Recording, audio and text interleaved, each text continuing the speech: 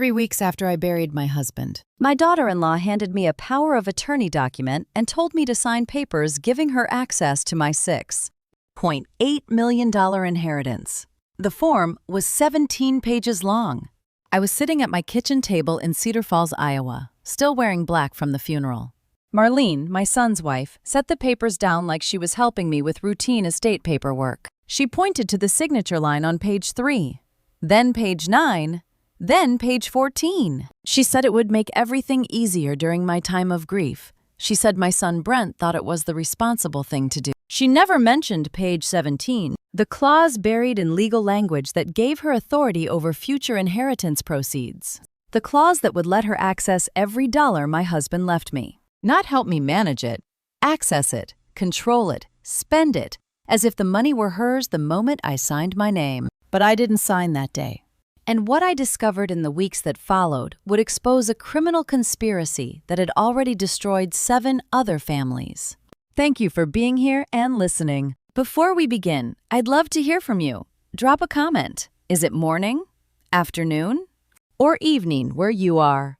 Your presence truly matters. A quick note, some details in this story are fictionalized for storytelling, but the message at its heart is what I hope stays with you. At 67, I thought I'd seen every kind of manipulation during 35 years as a VA nurse, but I never expected to see my own son measuring my house at dawn with a tape measure and a lie. I spotted Brent's contractor pickup through my kitchen window at 6:47 that Monday morning, earlier than he'd visited in months. My son, 43 years old with his father's build and his mother's avoidance of difficult conversations. I was walking the perimeter of my house with a yellow tape measure. Marlene, my daughter-in-law of 15 years, followed 2 steps behind with her phone held up like she was taking photos. I opened the back door while the coffee was still brewing. "Good morning," I said.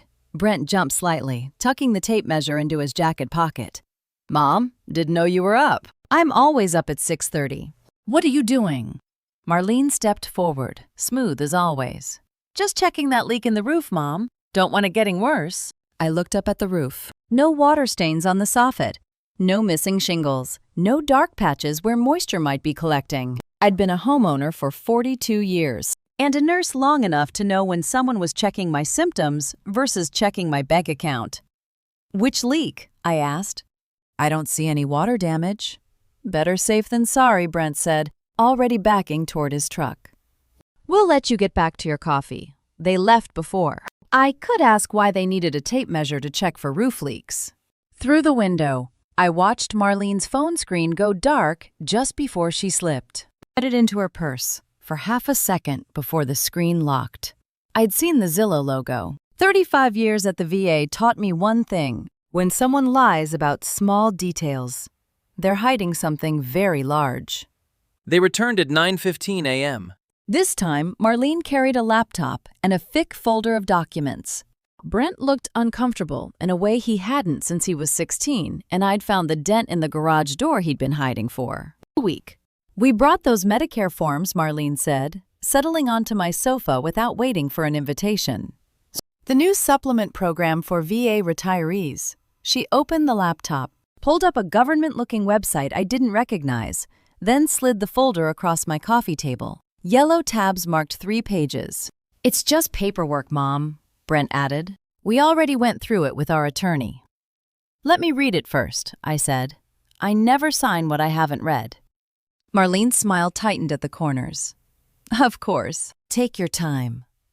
But she didn't mean it. I could tell by the way her fingers drummed once against her laptop, by the way Brent shifted his weight, by the way they'd brought a pen already clicked open and placed it beside the folder. I read slowly, not because I'm 67. My mind is sharper than it was at 40. But because I learned in the emergency department that people rushing you through paperwork are usually hiding something in the fine print. The first yellow tab was on page 4. Standard health insurance language about coverage and premiums. The second yellow tab was on page 9. Authorization to share medical records. The third yellow tab was on page 17. I read it twice. Power of attorney language. Granting Brent Garrison full legal authority over property located at this address. Authority to make financial decisions regarding said property. Authority to execute sale, transfer, or mortgage of said property on behalf of Lorraine May Garrison.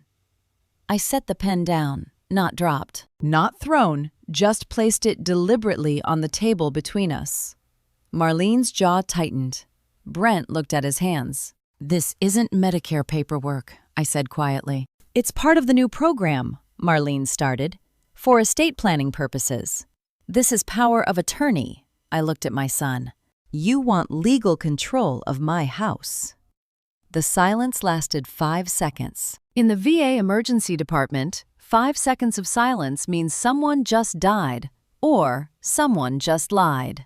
I didn't sign, didn't explain, just looked at my son, then at my daughter-in-law, and said 5 words.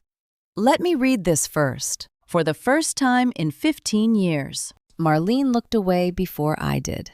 They left 10 minutes later without another word. I watched from the window as Brent's truck disappeared down the street. Marlene's perfectly styled hair visible in the passenger seat until they turned the corner. The landline rang at 8:40 p.m. and I almost didn't answer after this morning. I'd had enough of my family for one day, but 35 years of emergency nursing had trained me to pick up the phone. Someone might need help. "Ms. Garrison." The voice was male, professional, with the careful enunciation of someone who spends their day on conference calls. "This is Vernon Caldwell. I'm calling regarding the estate of Howard Mercer." I sat up straighter in bed. "I'm sorry, who?" "Howard Mercer. I'm an attorney in Austin, and I've been trying to reach you for several weeks. The estate has been settled, and there are documents that require your signature." Master Sergeant Howard Mercer had died 10 months ago. I'd attended his funeral at Fort Sam Houston National Cemetery, stood in the March heat while a 21-year-old played taps and an honor guard folded the flag. I'd cared for him during his final decade at the VA hospital, mostly in the quiet hours when sleep wouldn't come and the night shift was thin. "I don't give information over the phone," I said. "Goodbye." "Wait, Miss Garrison. This is about his will. I've been trying to reach—" I hung up. Scammers were getting sophisticated. They probably trolled obituaries, found names of nurses in the memorial service programs, called widows and retirees with official-sounding voices, and invented legal emergencies. I'd seen 3 patients at the VA lose their savings to Medicare fraud calls just like this one. But something nagged at me. The caller ID showed an Austin area code, a legitimate 512 number, not the spoofed Washington, D.C., or toll-free numbers the scammers usually used. And he'd known Howard's full name, which hadn't been in the obituary, just H. Mercer, Master Sergeant, U.S. Army. How many scammers knew the name of a patient who died 10 months ago? I looked at the number glowing on the caller ID screen. Vernon Caldwell, attorney, Austin. Memory pulled me back without permission. 3 a.m. in the VA long-term care ward. Howard awake again, staring at the ceiling, his breathing rough but steady. I was finishing my rounds when I heard him shifting in bed. Most nurses pretended they couldn't hear when patients woke at that hour. Paperwork to finish. The patients keep them other rooms to check. Easier to let them settle themselves. I pulled up a chair beside his bed. Didn't turn on the light. Didn't ask questions. Just sat. After 20 minutes, he spoke. "You're the only one who doesn't pretend you can't hear me when I wake up at 3 a.m. "I'm here," I said quietly. "You don't have to talk if you don't want to." He was quiet for another minute. Then, "I'll remember that." It became our routine, 2-3 times a week for the last year of his life. I'd sit in the dark beside his bed. Sometimes he'd talk about Korea, or his late wife Margaret, or the ranch in the hill country he'd sold when he couldn't manage the land anymore. Sometimes we'd sit in silence until his breathing evened out and he drifted back to sleep. He never asked me to stay. I never asked him why he couldn't sleep. Some things you just know. The last time I saw him conscious, 2 days before the stroke that killed him, he'd gripped my hand with surprising strength. "You've got a good heart, Lorraine. Don't let anybody tell you different." I'd smiled, patted his hand. "Get some rest, Sergeant. Some people you take care of for money. Some you take care of because they see you." I sat on the edge of my bed, staring at that Austin number on the caller ID. It was probably nothing. A scam or a mistake, or some clerical error in the estate paperwork that had nothing to do with me. But I found an old electric bill envelope on my nightstand and wrote down the number anyway. Vernon Caldwell, attorney, Austin, 512-555-0147. I didn't know why I was saving it, just that 35 years of nursing had taught me to document things I might need later. I put the envelope with Vernon Caldwell's number in my nightstand drawer, next to my reading glasses and a photograph of my late husband. Brent called at 7:20 the next morning while I was watering the tomatoes. This time he didn't bother with pretense. "Mom, I need to explain something." His voice was tight. "The company's in trouble. Real trouble. We need cash by the end of the month or we lose everything." I turned off the hose. "How much trouble?" $380,000. The number hung between us. My house, paid off for 12 years, was worth maybe $400,000. "A commercial project went sideways," he continued. "The developer backed out halfway through construction. We're liable for the costs. The bank wants payment before February 1st or they'll start seizing assets." I waited. 35 years of nursing had taught me that people fill silence with truth. "That house is too big for one person. Mom, you'd be better off somewhere smaller, safer. We could sell it, use the equity to save the business, set you up in a senior community with activities and meal service." Senior communities. At 67, with a mind sharper than my son's and a mortgage-free home I'd lived in since he was in diapers. "The notary's coming Friday," he said. 9 days. "We just need you to sign, and we can both move forward." 9 days. That's how long he thought it would take to erase 35 years of me, making my own decisions. "I'll think about it," I said. "Mom, I said I'll think about it. Goodbye, Brent." I hung up. The tomato plants needed water. And I needed to think, but I already knew what I was going to do. At 7:35 a.m., I called Doris Hampton. Doris, 65, had worked beside me at the VA for 3 decades, first in surgical care, then long-term. She knew me better than anyone living. She answered on the second ring. "Doris, they want my house. I need you. Can you come tonight?" No explanation, no backstory. 3 decades of friendship meant she didn't need either. "I'll be there at 6, she said immediately. "What do you need me to bring?" "Just yourself. And if Walter's free, bring him too." A pause. Walter was her husband of 37 years, who'd spent his career in the Travis County District Attorney's Office. "He'll want to come," Doris said quietly. "Should I tell him anything?" "Tell him I need someone who understands contracts." Another pause. "What did they try to make you sign?" "Power of attorney, disguised as Medicare paperwork." I heard her breath catch. Some friendships are built on coffee and conversation. Ours was built on 3 a.m. emergencies and patients who needed 2 pairs of steady hands. "We'll be there at 6, she said. "Don't sign anything else. Don't talk to them until we see those papers." "I won't." "And Lorraine," her voice shifted, "this isn't just unethical. If they're hiding legal documents in fake Medicare forms, that's fraud." "I know. Walter will want to see everything. Every paper they gave you, every conversation you remember." Before she hung up, she said one more thing. "I'm bringing Walter. He'll want to see those papers."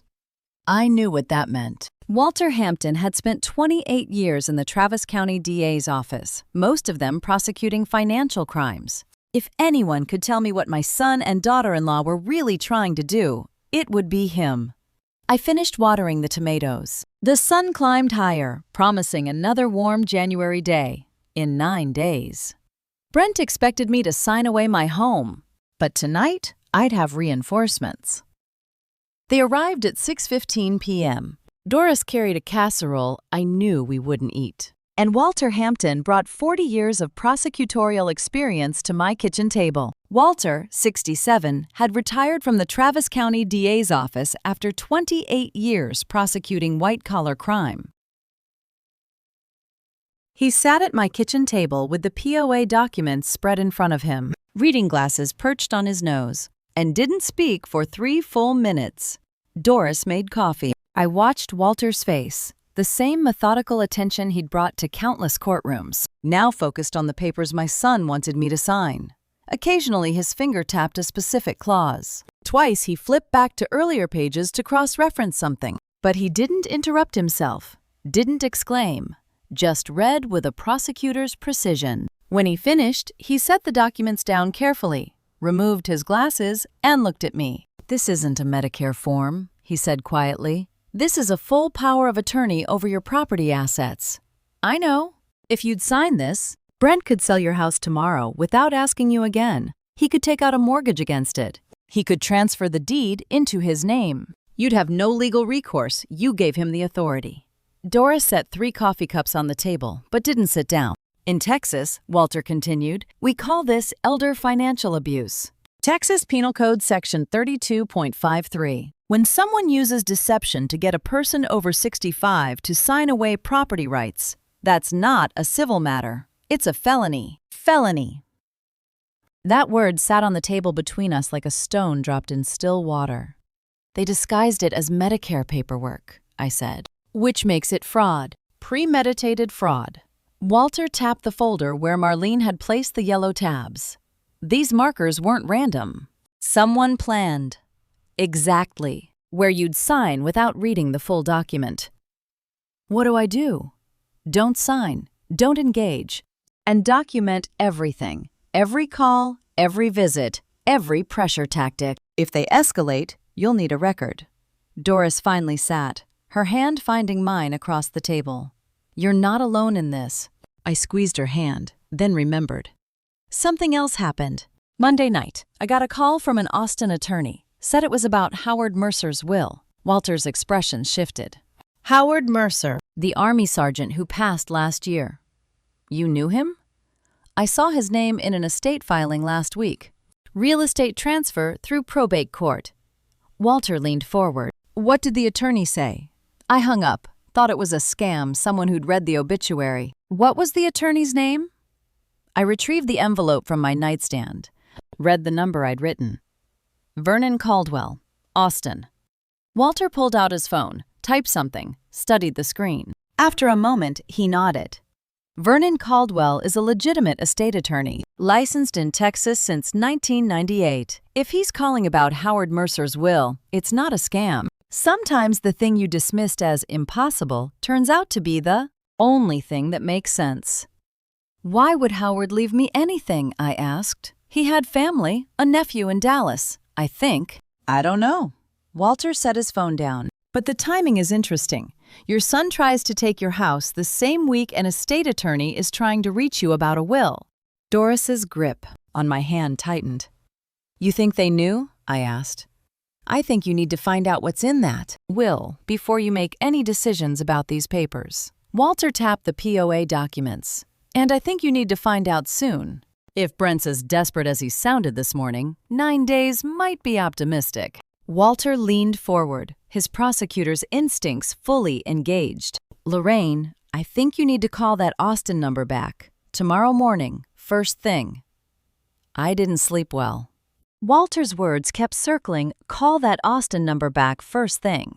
I dialed at 8:05 Wednesday morning, and this time I didn't hang up when Vernon Caldwell said Howard Mercer's name. "Miss Garrison, thank goodness." His voice carried relief. "I've been trying to reach you since October." "October?" I set my coffee down. "I never received any calls until Monday night. I've called 11 times, always during business hours, always your landline. No one ever answered. And your voicemail box was full." My voicemail had never been full. I checked it weekly. "What number are you calling?" He read it back. My landline. The same number I'd had for 23 years. "Mr. Caldwell, I'm home most days." If my phone rang 11 times, I would have answered. A pause. "Ms. Garrison, I need to meet with you in person. Estate protocol requires identity verification before I can discuss will contents, but Sergeant Mercer left specific instructions. He wanted you to receive this inheritance personally, with legal counsel present." Inheritance. I can't discuss details over the phone, but yes, a substantial inheritance that's been waiting since his estate cleared probate last August. 11 calls, 3 months, 0 messages. Can you come to Austin, he asked. My office is downtown. I can arrange to meet you any day this week. I agreed to Friday afternoon. He gave me the address, asked me to bring government identification. Then he said something that made my hand tighten on the phone. Ms. Garrison, I don't know your family situation, but Sergeant Mercer was very specific. He wanted you to have independent legal advice before signing anything. If you need a referral, I have one, thank you. Good. Another pause. I'm glad you finally called back. After we hung up, I stared at my landline. The old cream-colored phone I'd had since the house was built. The answering machine showed 0 messages. I picked up the receiver and dialed *69 for last call received. The automated voice said, "The number you have dialed cannot be retrieved." I pressed the call log button. No recent calls stored. That wasn't possible. Vernon had just called Monday night. Brent had called Tuesday morning. The log stored the last 30 incoming calls automatically. I navigated through the menu, found the call history settings. The screen showed a single line. Log cleared on January 2nd at 11:47 p.m. January 2nd. That was the day before Brent and Marlene showed up at dawn with the tape measure. Someone had deliberately erased the call history. The phone required navigating through 3 menu screens and confirming deletion twice. Someone had sat in my living room and methodically removed every trace of Vernon Caldwell's attempts to reach me. I knew who had a key to my house. I knew who'd been here on January 2nd, stopped by to drop off leftover tamales, stayed for coffee, left after 45 minutes. I'd been in the kitchen cleaning up. The phone sat on the living room end table. 45 minutes was plenty of time. The timestamp showed exactly when January 2nd at 11:47 p.m., 9 hours after they'd left. They must have changed the date setting first, cleared the log, then changed it back. Sloppy work. I picked up the phone and called Walter Hampton. They erased my call log, I said. Vernon Caldwell has been trying to reach me since October. 11 calls. I never got one. Someone cleared the phone's history on January 2nd. Walter was quiet for a moment. Then, that's obstruction. If they knew about the inheritance and deliberately prevented you from receiving notice, that changes everything. Document everything, Walter had said before hanging up. Every call, every visit, every lie. We're building a case now. When Iris showed up after school with her algebra book and a worried expression, I almost forgot for a moment that her parents were trying to steal my house. My granddaughter, 14, stopped by every Wednesday after school, had done so since she started high school last fall. She carried her backpack and homework, her dark hair pulled back in a ponytail, wearing the same worried expression that made her look older than her years. "Grandma, can you help me with quadratic equations?" she asked, already spreading textbooks across my coffee table. "Mom's too busy." "Of course, sweetheart. Let's see what we're working with." I brought out cookies, the oatmeal raisin kind she loved since she was 6, and settled beside her on the couch. For 20 minutes, we worked through problems together. She was smart, just needed someone to listen patiently while she talked through the logic. The normalcy felt precious and fragile. This girl, doing algebra homework in my living room, had no idea her parents were committing felony fraud against her grandmother. "I like coming here," she said suddenly. "Between problems. It's quiet." I looked at her carefully. Quiet is good. Mom and Dad have been fighting a lot, about money. Dad's really stressed about the business. So she knew that much. I wondered what else she'd overheard. "Work stress is hard," I said neutrally, not wanting to involve her in this mess. She nodded, then reached for another cookie. "Last week, when they were here really late, I came down for water and Dad was doing something with your phone." My hand stilled on the algebra book. What was he doing exactly? "Pushing buttons, the little ones on the base." She gestured toward the landline on the end table. "Mom told me to go back to bed so I didn't see more. It was weird, though. 14 years old, doing algebra homework, about to hand me the piece that proved her father was a criminal. "Do you remember which night that was?" I asked carefully. She thought for a moment. "Tuesday, because I had my math test the next day and I was stressed. Last week Tuesday, January 2nd. What time was it?" "Late. Like 11:30. I only came down because I couldn't sleep before the test. 11:47 p.m. The exact timestamp on the deleted call log. Iris, did you tell your mom or dad that you saw them? No. Mom seemed mad I was awake, so I just went back to bed. Why? I chose my words carefully. No reason, just curious. She accepted that and returned to her homework, pencil moving across paper as she worked through the next problem. I watched her calculate, check her answer, move on to the next one. Innocent, completely innocent in all of this. January 2nd. Brent had sat in my living room while I cleaned up in the kitchen, deliberately erasing evidence of the attorney's calls. 3 days later, he showed up at dawn with a tape measure and lies about roof leaks. He hadn't just seized an opportunity, he'd built the cage before pushing me toward it. The timeline made terrible sense now. October through December, Vernon Caldwell calls 11 times. Brent intercepts or deletes each attempt. January 2nd, late night. Brent erases the call log, removing all evidence. January 5th, dawn. They measure the house. January 6th, morning. They present the fake Medicare forms with power of attorney hidden inside. 9 days until the notary arrives. Every step calculated, every move planned. Grandma, Iris looked up from her homework. You okay? You look upset. I smoothed my expression. I'm fine, sweetheart. Just thinking about something at work. She accepted that too, because 14-year-olds still believe adults tell them the truth. January 2nd. 3 days before they showed up at dawn with the tape measure. They hadn't reacted to some sudden crisis they'd orchestrated every step. Thursday morning. Marlene appeared at my door holding a bakery box from Mueller's, the expensive place on 6th Street. Her smile looked practiced. Brought you some strudel, she said, breezing past me into the kitchen. Thought we could visit. She'd never brought pastries before. In 15 years of marriage to my son, she'd brought casserole twice and judgment constantly. We sat at the table while she chattered about Austin traffic and Iris's summer reading list. Then, as if commenting on the weather, did you know the Henderson place sold for $347,000? I paused mid-sip. The Hendersons moved. Last month. Can you believe that price for a house smaller than yours? Something cold settled in my chest. How do you know what it sold for? That information isn't public yet. Marlene's coffee cup stopped halfway to her mouth. A flush crept up her neck. I think I heard it somewhere. Or maybe Brent mentioned it. Brent's been researching neighborhood values. Well, you know, we just want to make sure you're protected. Her fingers twisted her napkin. That's why the power of attorney is so important, so we can help manage things if property decisions come up. The pieces assembled themselves with terrible clarity. She'd been pricing my house before asking me to sign away my rights to it. I kept my face neutral. That's thoughtful. Let me think about it. After she left. I sat in the quiet kitchen, strudel untouched. Whatever they were planning, I needed to understand what I was actually protecting.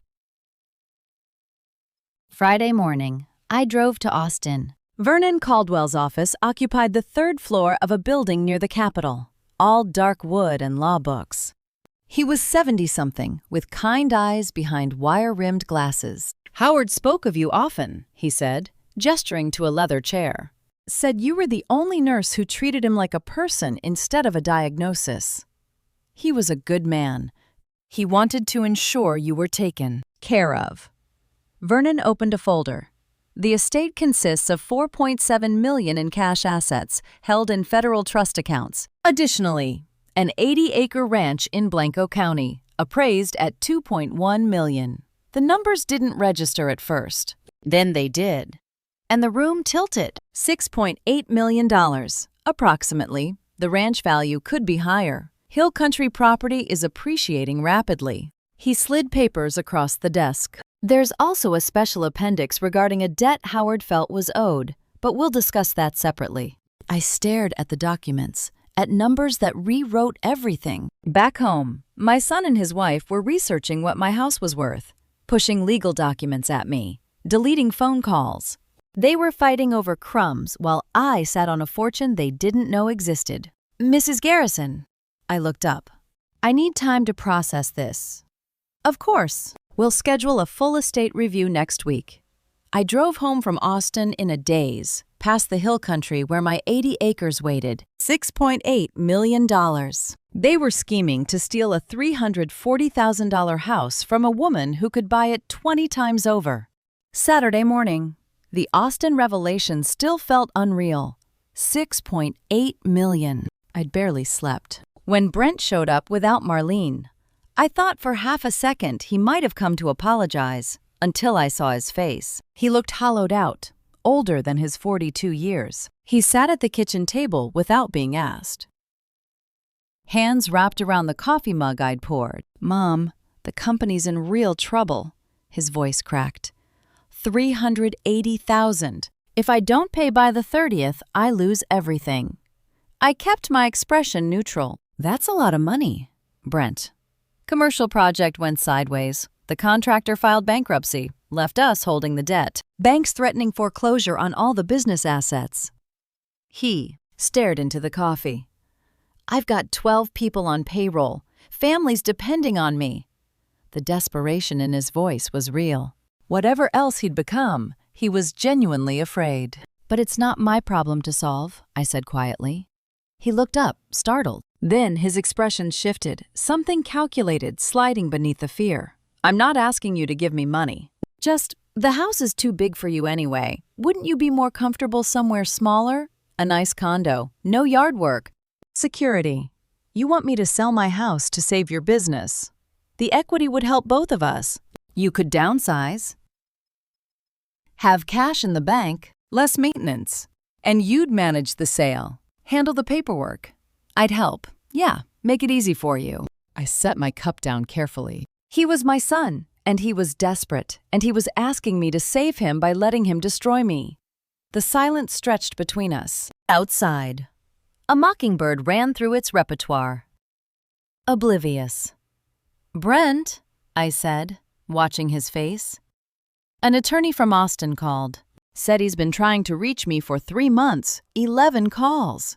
Did you know anything about that? Something flickered across his expression, there and gone in a heartbeat. Guilt, maybe, or calculation. Then his face went smooth, neutral. "No. Why would I?" The lie landed between us like a stone. "I just wondered if you'd seen anything when you were here," I said evenly. "You have a key, after all." "Mom, I don't know anything about attorney calls. Maybe it's one of those scam things. They're always calling older people. I'm not old enough to be confused about scam calls." Brent. His jaw tightened. "I didn't mean look. I've got a lot on my mind right now. The company. The deadline. I'm sorry if I seem distracted." He stood, his chair scraping against the tile. The sound felt final. That's when I knew whatever Marlene had started, he'd chosen to finish.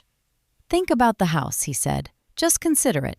You don't have to decide today, but the market's good right now. We could get you top dollar." Top dollar. $347,000. If the Henderson place was the comp, enough to save his company and leave me with nothing. I didn't tell him about the inheritance. Didn't mention the ranch, the federal trust accounts, the special appendix Vernon had referenced. Knowledge was leverage, and I was learning to hold it close. My son stood up, kissed my cheek like he'd done 1,000 times, and walked out to his truck. I watched him drive away, knowing he'd just lied straight to my face about the phone. The question now was whether I'd save him anyway, and what. That mercy would cost us both. After Brent left that Saturday, I sat in the quiet house trying to piece together their plan. I had fragments, suspicions, questions. But what I didn't know was that someone had already documented the whole scheme. Iris told me days later what she'd seen that Saturday night at 11:23 p.m. And when I heard it, I understood just how carefully they'd been planning this. She'd woken thirsty, she said, crept downstairs for water. The kitchen light was on, voices low but urgent. Her parents sat at the table, hunched over papers she didn't recognize at first. Then she saw it. A county property record map with my address highlighted. Marlene's laptop was open to Zillow, showing comparable sales in my neighborhood. A yellow legal pad covered in her mother's sharp handwriting. Friday she signs, Monday it goes live. End of month, we have the cash. Marlene's voice carried certainty That made Iris's stomach tighten. Brent leaned back in his chair. You're sure she'll sign? What if she asks more questions? She won't. She trusts you. That's what mothers do. The way Marlene said it, cold, calculated, made Iris press herself against the hallway wall. She'd heard her parents argue about money before. Everyone's parents argued about money. But this felt different. Wrong. The Henderson comp is perfect, Marlene continued, tapping the laptop screen. 347. We list at 349. Take the first serious offer. Market's hot. We'll have multiple bids by Tuesday. That's fast. That's necessary. Your mother isn't stupid. Brent, Eventually she'll talk to someone, a friend, another attorney. We have a window. Friday she signs the POA. Monday, the listing goes live. By the 30th, we have cash in hand. Iris watched her father's face. He looked uncomfortable but didn't argue, just nodded. She was 14 years old, standing in her pajamas, watching her mother say the words that would later help save me.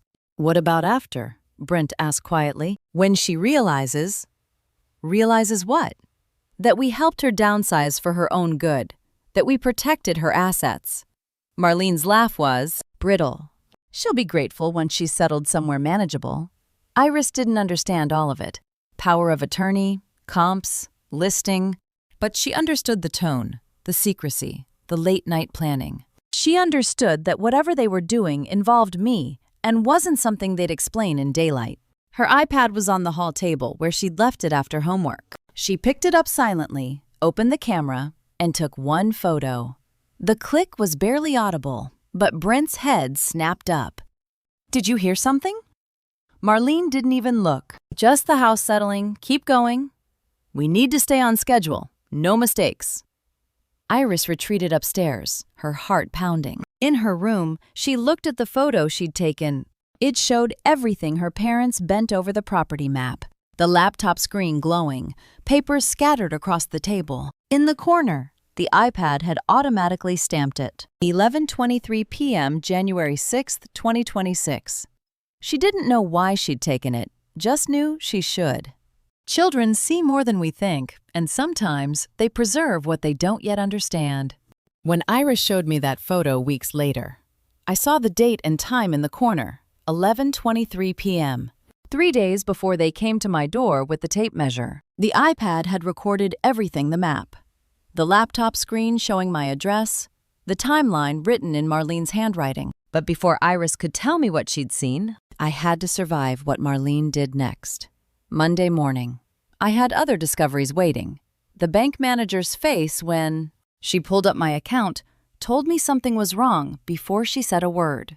Gail Whitfield, the Wells Fargo branch manager I'd known for 12 years, looked like she'd rather be anywhere else than delivering this news. She gestured to the chair across from her desk. She was long closed her office door. Miss Garrison, did you want to proceed with the capacity evaluation request? I can schedule the assessment if... What capacity evaluation? I never requested that. Her fingers froze on the keyboard. It's right here. Your signature authorizing us to evaluate your mental fitness to manage your accounts. Filed last Tuesday. The floor seemed to tilt. Show me. She turned the monitor. There it was, a form requesting the bank assess my cognitive capacity to handle finances. My signature at the bottom. Definition that reservations showed decline, Brent Garrison, son. Then I recognized the letterhead. The Medicare supplemental form Marlene had given me. The one I'd started to sign before reading the fine print and stopping. I didn't sign this completely, I said, keeping my voice level. I started to, then declined when I read the actual terms. Gail's expression shifted from discomfort to concern. But it was submitted, with your partial signature and... It looks like the signature was completed differently. The bottom stroke doesn't match your usual pattern. They'd finished my partial signature. Forged the rest. What happens, I asked carefully, if this evaluation proceeds?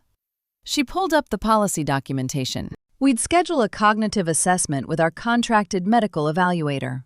If they find declined memory issues, Confusion.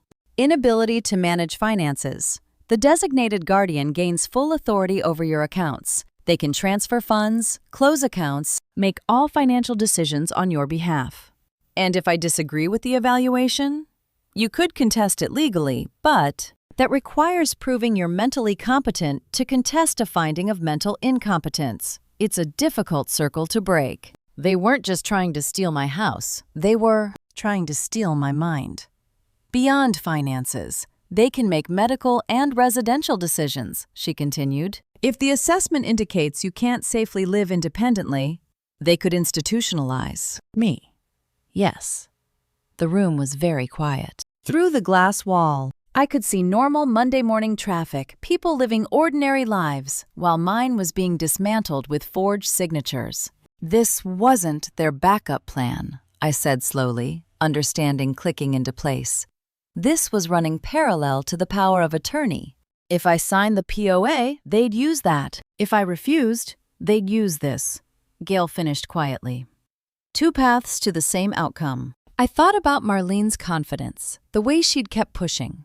She wasn't worried about me refusing, because refusal wouldn't matter. They'd planned for every response. 35 years diagnosing cognitive decline in veterans. And they thought I wouldn't recognize the trap closing around me. Cancel it, I said, right now. And I need copies of who submitted this and when. Of course, I'll print everything.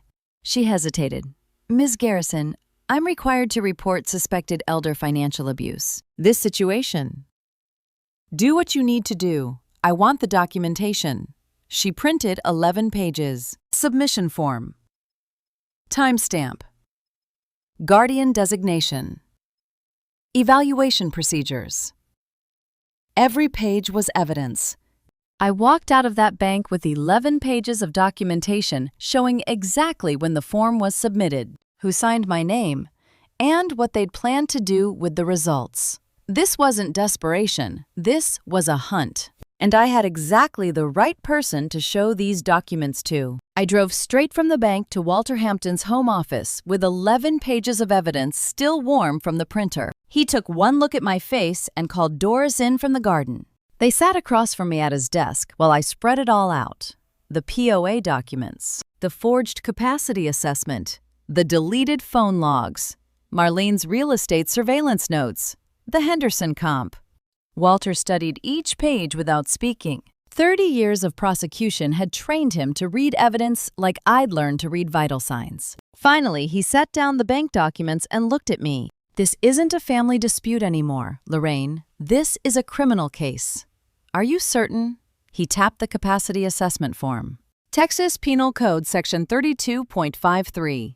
Exploitation of an elderly individual. Your house puts them over the felony threshold. What threshold? Property value over $300,000 makes it a third-degree felony. 2 to 10 years prison. He pulled the Henderson comparison sheet closer. They're using a 347 comp. That's $47,000 over the line. The numbers settled around us, like dust after an explosion. Doris squeezed my hand. Her fingers felt warm, solid, real. What do I do? I asked. Sign, refuse. Call the police. Neither. Not yet. Walter leaned back in his chair, fingers steepled. Right now we have evidence of planning and attempted fraud. What we don't have is completion. If you call the police today. A good defense attorney argues they never completed it. It was all just talk. So I wait. You wait. Friday when they come with the notary. You say one word, no. That's it? Just no? Just no. Then we watch what they do next. Desperate people make mistakes. 28 years prosecuting fraud had taught Walter to see patterns I'd spent 67 years trying not to see in my own family. They have a 4-day deadline, I said slowly. If I refuse to sign Friday, they panic. They escalate. They do something even more obviously criminal. He pulled a legal pad toward himself and started writing. Between now and Friday, you document everything. Every phone call, every visit, every conversation, time, date, what was said. You keep these bank documents somewhere safe, not your house. They have a key. Exactly. Vernon's office, maybe. I nodded. Vernon Caldwell, the Austin attorney who'd shown me the inheritance. I'm seeing him Wednesday for the full estate review. Perfect. Leave the evidence there. Walter looked at the papers again. After Friday, after you refuse. They're going to do one of two things. Either they accept it and back off. They won't. No, probably not. Or they escalate. Try to force your hand. Get aggressive. Threatening. Attempt the capacity evaluation another way. Show up with more relatives to pressure you. Flying monkeys, I said. Doris laughed, despite the tension. Exactly. Walter made another note. Whatever they do, you stay calm. You document. You don't confront. You don't explain. You don't defend yourself. You just collect evidence. I thought about the irony of them scheming over crumbs while I sat on a fortune. Sometimes the strongest thing you can do is wait and watch while your enemies build your case for you. I can do that, I said. As I left Walter's office, Doris squeezed my hand. 4 more days until Friday. Can you hold on that long? I thought about the inheritance they didn't know about, the evidence I was gathering, the trap they were building for themselves. I can hold on as long as it takes. Holding on meant answering the phone. The first call came Tuesday evening during dinner. I didn't recognize the number, but answered anyway. Lorraine, it's Deborah. Deborah Garrison, from Brent's side. I'd met her maybe twice. Brent's father's cousin's daughter. Something like that. Deborah, hello. What can I do for you? I heard about Brent's troubles. Family helps family, you know. A pause. And honestly, Lorraine, living alone is dangerous at your age. Maybe this is the right time to let them help you. The phrasing felt practiced, smooth, like she'd rehearsed it. I appreciate your concern, I said carefully. You should really think about signing those papers, for everyone's sake. After she hung up, I sat staring at my cooling dinner. Wednesday brought 6 more calls. Relatives I barely knew, Marlene's cousin, Brent's uncle, distant connections. All with the same message. Living alone is dangerous at your age. Brent's really struggling. You could help. Family has to stick together. By Thursday morning, I'd stopped being surprised when the phone rang. Lorraine, it's Thomas. Thomas Rutherford. We met at Brent's wedding. I remember. Look, I'll be straight with you. Brent's in real trouble. And you living there by yourself. It's not safe anymore. What if you fell? What if something happened? I'm perfectly capable. Marlene's just trying to help. Why are you being so stubborn about this? His tone sharpened. Not concerned, annoyed. Thomas, I appreciate the call, but they told me you might be difficult about this. Jesus, Lorraine, the man's losing his business. You could fix this by being reasonable. They told me you might be difficult. After he hung up, I pulled out my VA nurse notebook. The blue one I'd used for documenting difficult patient cases for years. Opened to a fresh page and wrote, Thursday, 10:47 a.m. Thomas Rutherford. Dangerous. Not safe. Being stubborn. Being difficult. Angry when I declined. Exact phrase, they told me you might be difficult. Then I went back and documented the previous 7 calls from memory. Names, times, exact phrases. The phone rang twice more Thursday afternoon. A cousin from Marlene's side. An aunt I hadn't spoken to in 5 years. Living alone is dangerous at your age. I took notes during the calls this time. Clinical. Objective. Just like I documented combative patients who insisted they were fine when they weren't. Except this time, I was the patient they were trying to commit. By Thursday evening, my notebook had 14 entries, 14 calls in 3 days. I read through them methodically. 13 used the word dangerous. 11 mentioned at your age. All referenced Brent's financial struggles. 10 specifically mentioned the papers, the signing, helping the family. 0 asked how I was doing. 0 asked about my health, my life, my needs. Every single call was about getting me to sign. I flipped back through the pages, studying the pattern like patient charts. The language was too consistent, the timing too coordinated. This wasn't spontaneous family concern. This was a campaign. Marlene had mobilized 14 people to call me in 3 days with scripted talking points. 14 relatives who'd never shown interest in my well-being before, suddenly concerned about me living alone. Not concerned, deployed. I sat at my kitchen table Thursday night, notebook open, remembering something Marlene had said years ago. Something about leaving Ohio for a fresh start. Fresh start from what I'd never thought to ask before. Never had a reason to wonder what they'd left behind. Now, I did. Friday morning would bring the deadline. Thursday night, I needed answers. At 11 p.m., the laptop screen glowed in my darkened bedroom as I typed Marlene's maiden name into the Ohio Court Records database.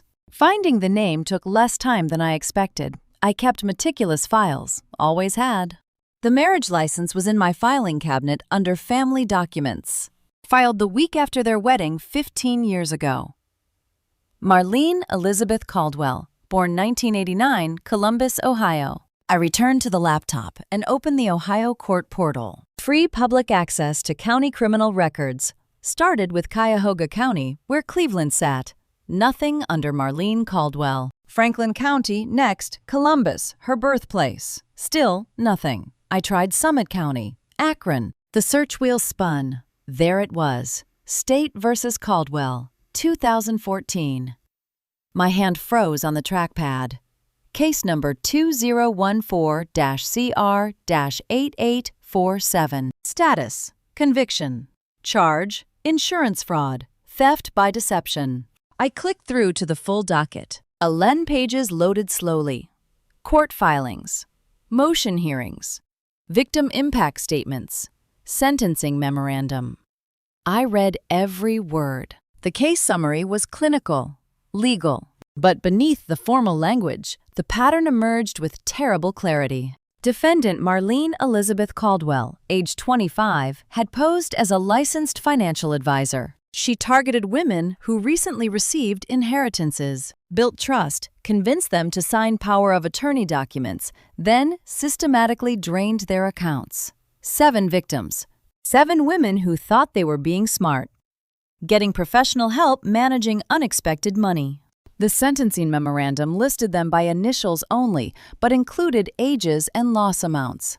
E.M., age 61, lost $127,000 from husband's life insurance. D.F., age 67, lost $89,000 from mother's estate. K.R., age 58, lost $156,000. J.H., age 65, lost $203,000. I kept reading. The pattern was precise. All women between 58 and 68. All recent recipients of unexpected money. All convinced to sign power of attorney. All betrayed. Total theft, $1.2 million. Sentencing: 3 years suspended. 5 years probation. Full restitution required. Suspended sentence because it was her first offense. First conviction. Anyway, the judge's note at the bottom: defendant shows sophisticated understanding of financial manipulation and elder vulnerability. Probation conditional on no contact with financial services industry. And quarterly psychological evaluation. I sat back against my headboard.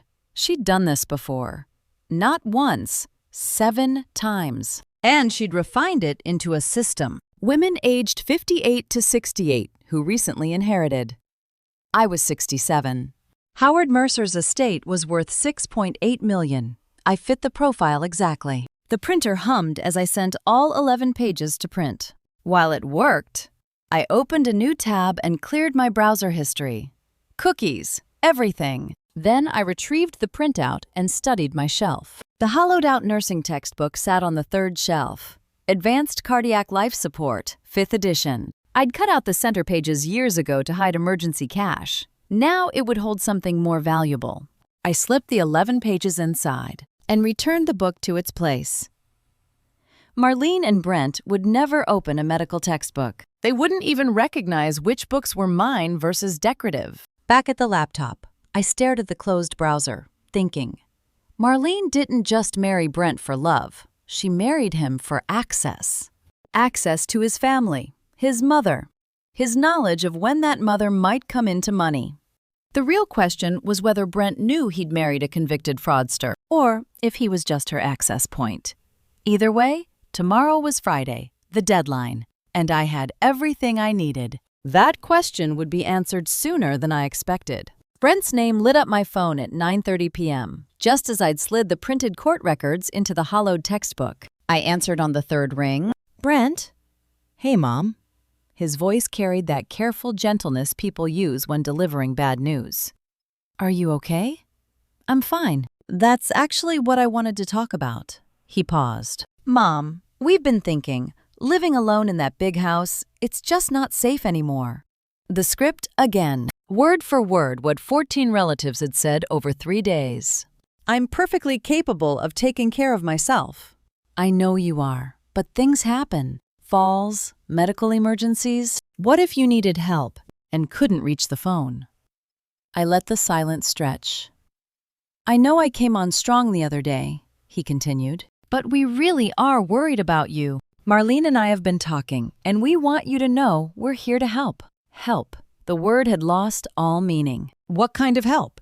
"We've actually looked at a few places, nice communities with people your age, assisted living facilities right here in the area." My hand tightened on the phone. "You'd have your own apartment, but staff on site 24/7, much safer. Activities, meal service, emergency call buttons in every room." He'd researched this. Not just thought about it, researched specific facilities. "I don't need assisted living, Brent. Just hear me out. We toured 3 places this week. There's one on Oakmont Drive that's really beautiful. Independent living, but with support if you need it. How much does this beautiful place cost?" The 1-bedroom units run about $3,800 a month, but that includes everything. Meals, utilities, activities, housekeeping. $3,800 a month. My pension was $3,100. I can't afford that. We know your pension might not quite cover it, but we'd help with the difference. That's what family does. There it was, the engineered dependency. $700 a month, I said slowly. It's not that much when you think about what you'd save on house maintenance, utilities, property taxes. You and Marlene would pay $700 every month. We'd work it out. Maybe set up an automatic transfer. You wouldn't have to worry about it. Automatic transfer from their account to the facility, making every month of my housing dependent on their goodwill, their continued payments, their control. I need to think about this. Of course. But Mom, we really think this is the best solution for everyone. After he hung up, I sat on my bed with the phone still in my hand. $700 monthly, engineered to be just beyond my reach, creating permanent financial dependency on them. They'd control where I lived. If I disagreed. If I refused to cooperate. They'd stop the payments. I'd lose my home. The apartment they'd chosen. In the facility they'd selected, under terms they controlled.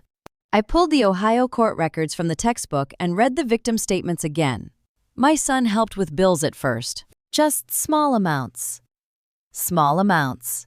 Monthly obligations. Creating dependency. Then the power of attorney suggestion.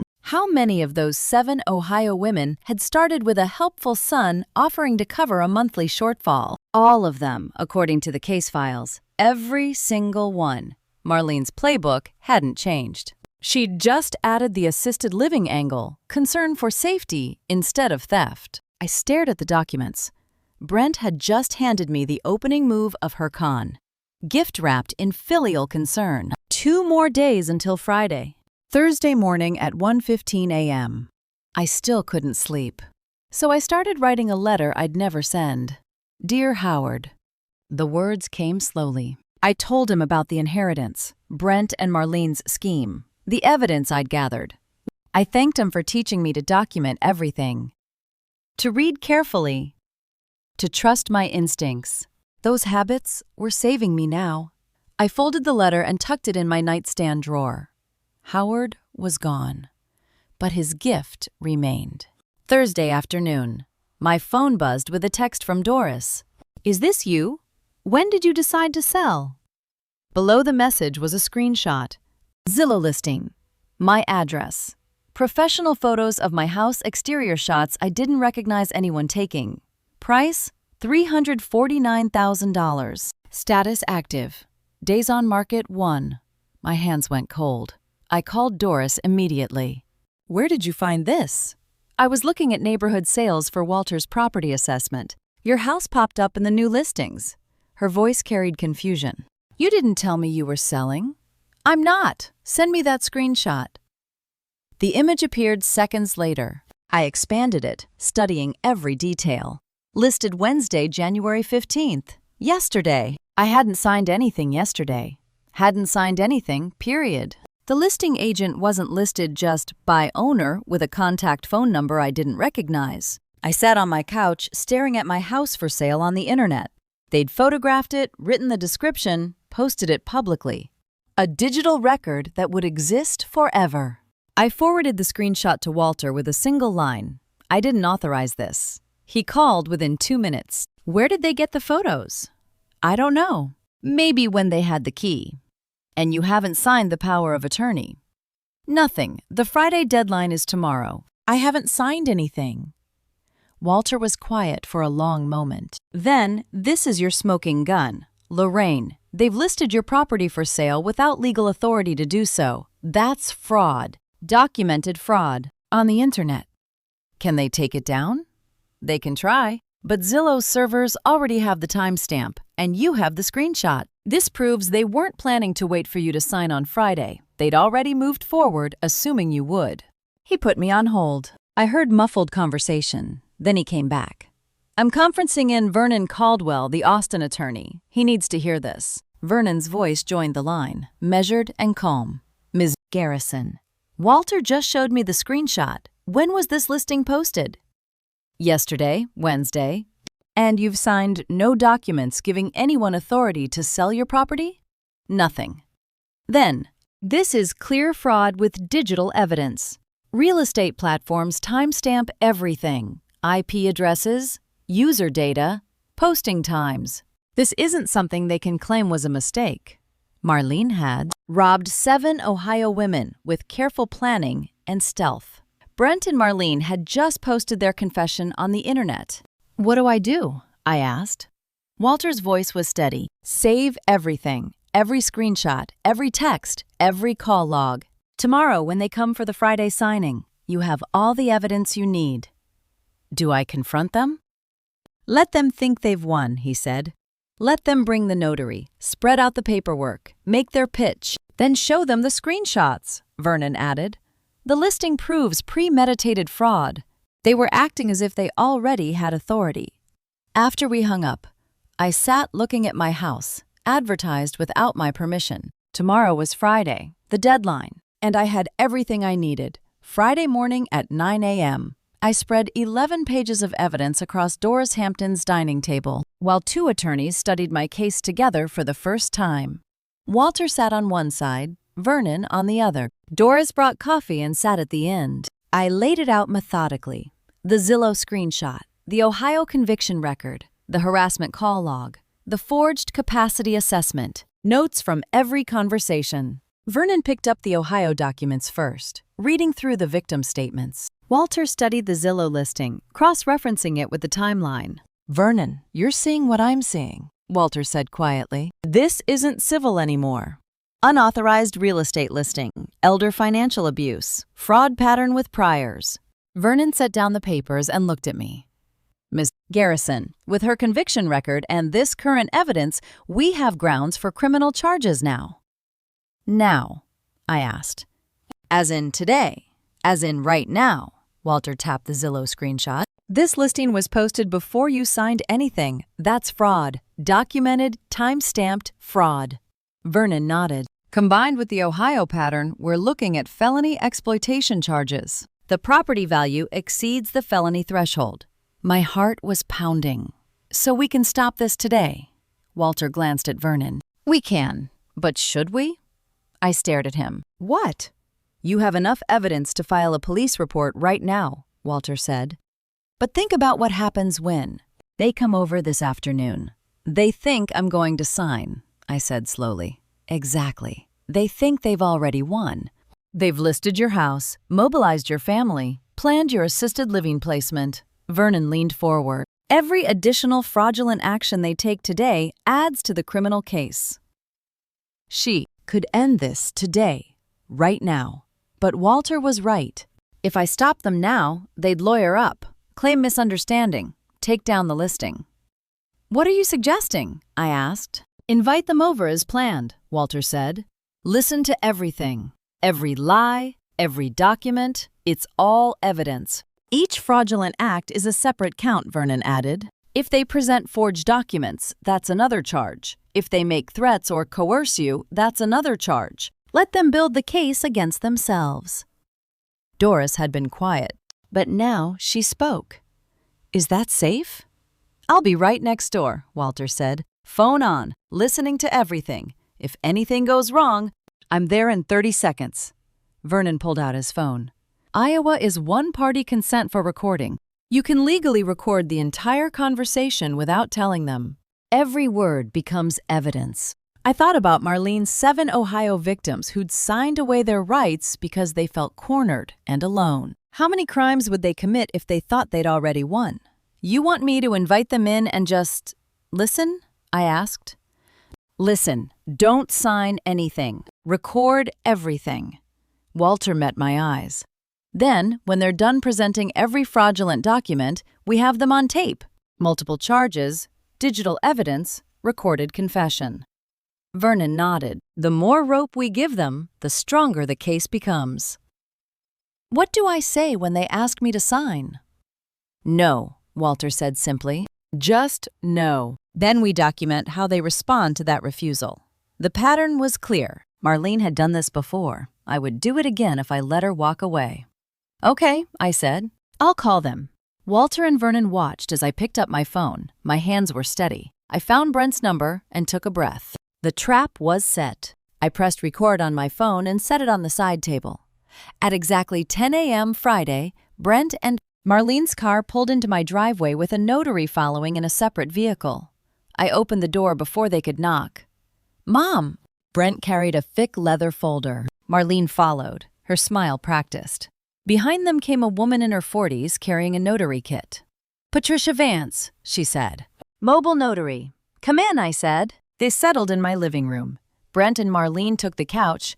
Patricia sat up at the side chair with her stamp and seal. I sat across from them. Marlene opened the leather folder and began spreading papers across my coffee table, page after page. I counted silently. 23 pages total. We brought everything, Marlene said warmly. Just needs your signature.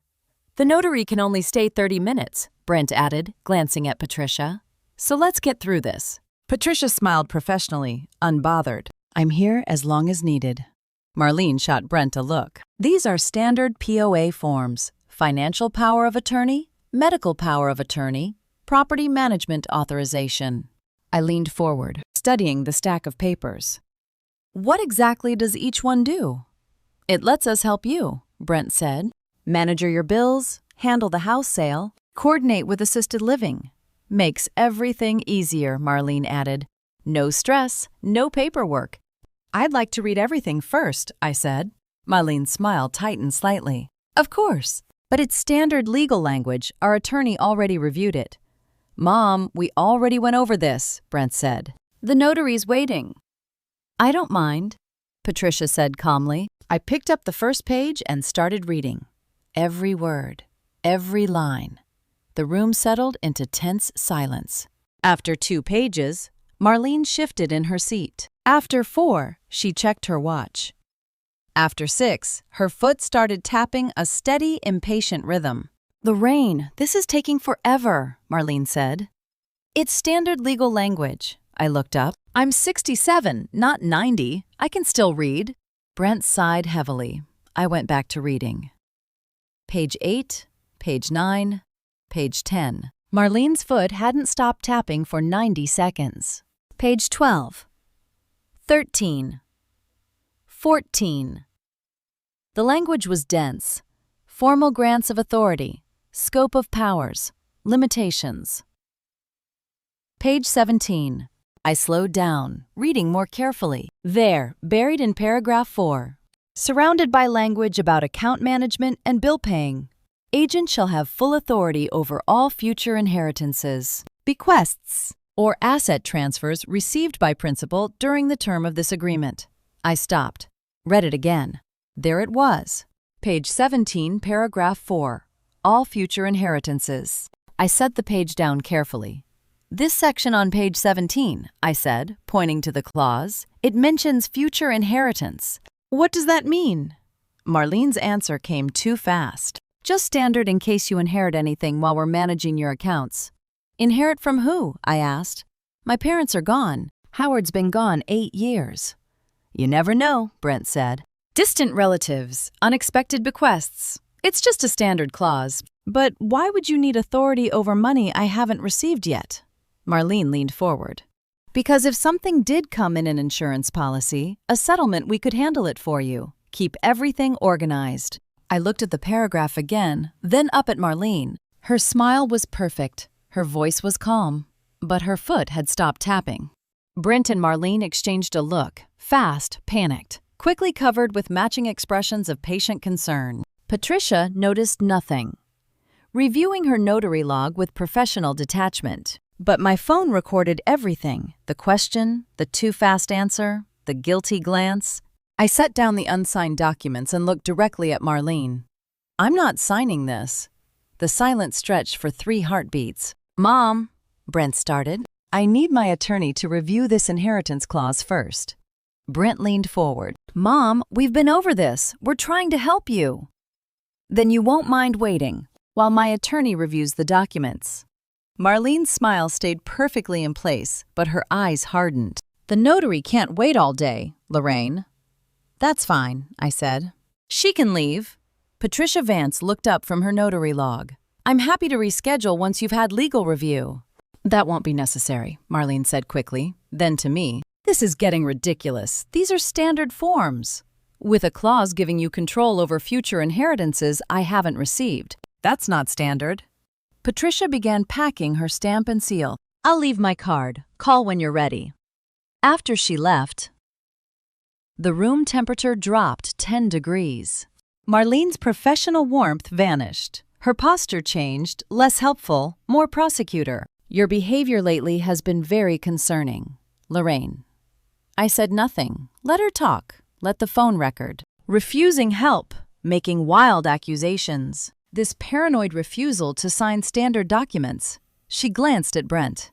We've been patient, but this is getting serious. What's getting serious? I asked calmly. Your mental state, the paranoia, blocking our calls, accusing us of what exactly? Trying to help you. Brent shifted uncomfortably but said nothing. You gave me documents to sign, I said. I'm reading them carefully before signing. That's not paranoia. It's paranoia when you refuse reasonable help and accuse your family of ulterior motives. Marlene's voice carried a clinical edge now. When you can't make rational decisions about your own welfare. Guardianship. The word hung in the air like a threat even before she said it. If you can't make rational decisions.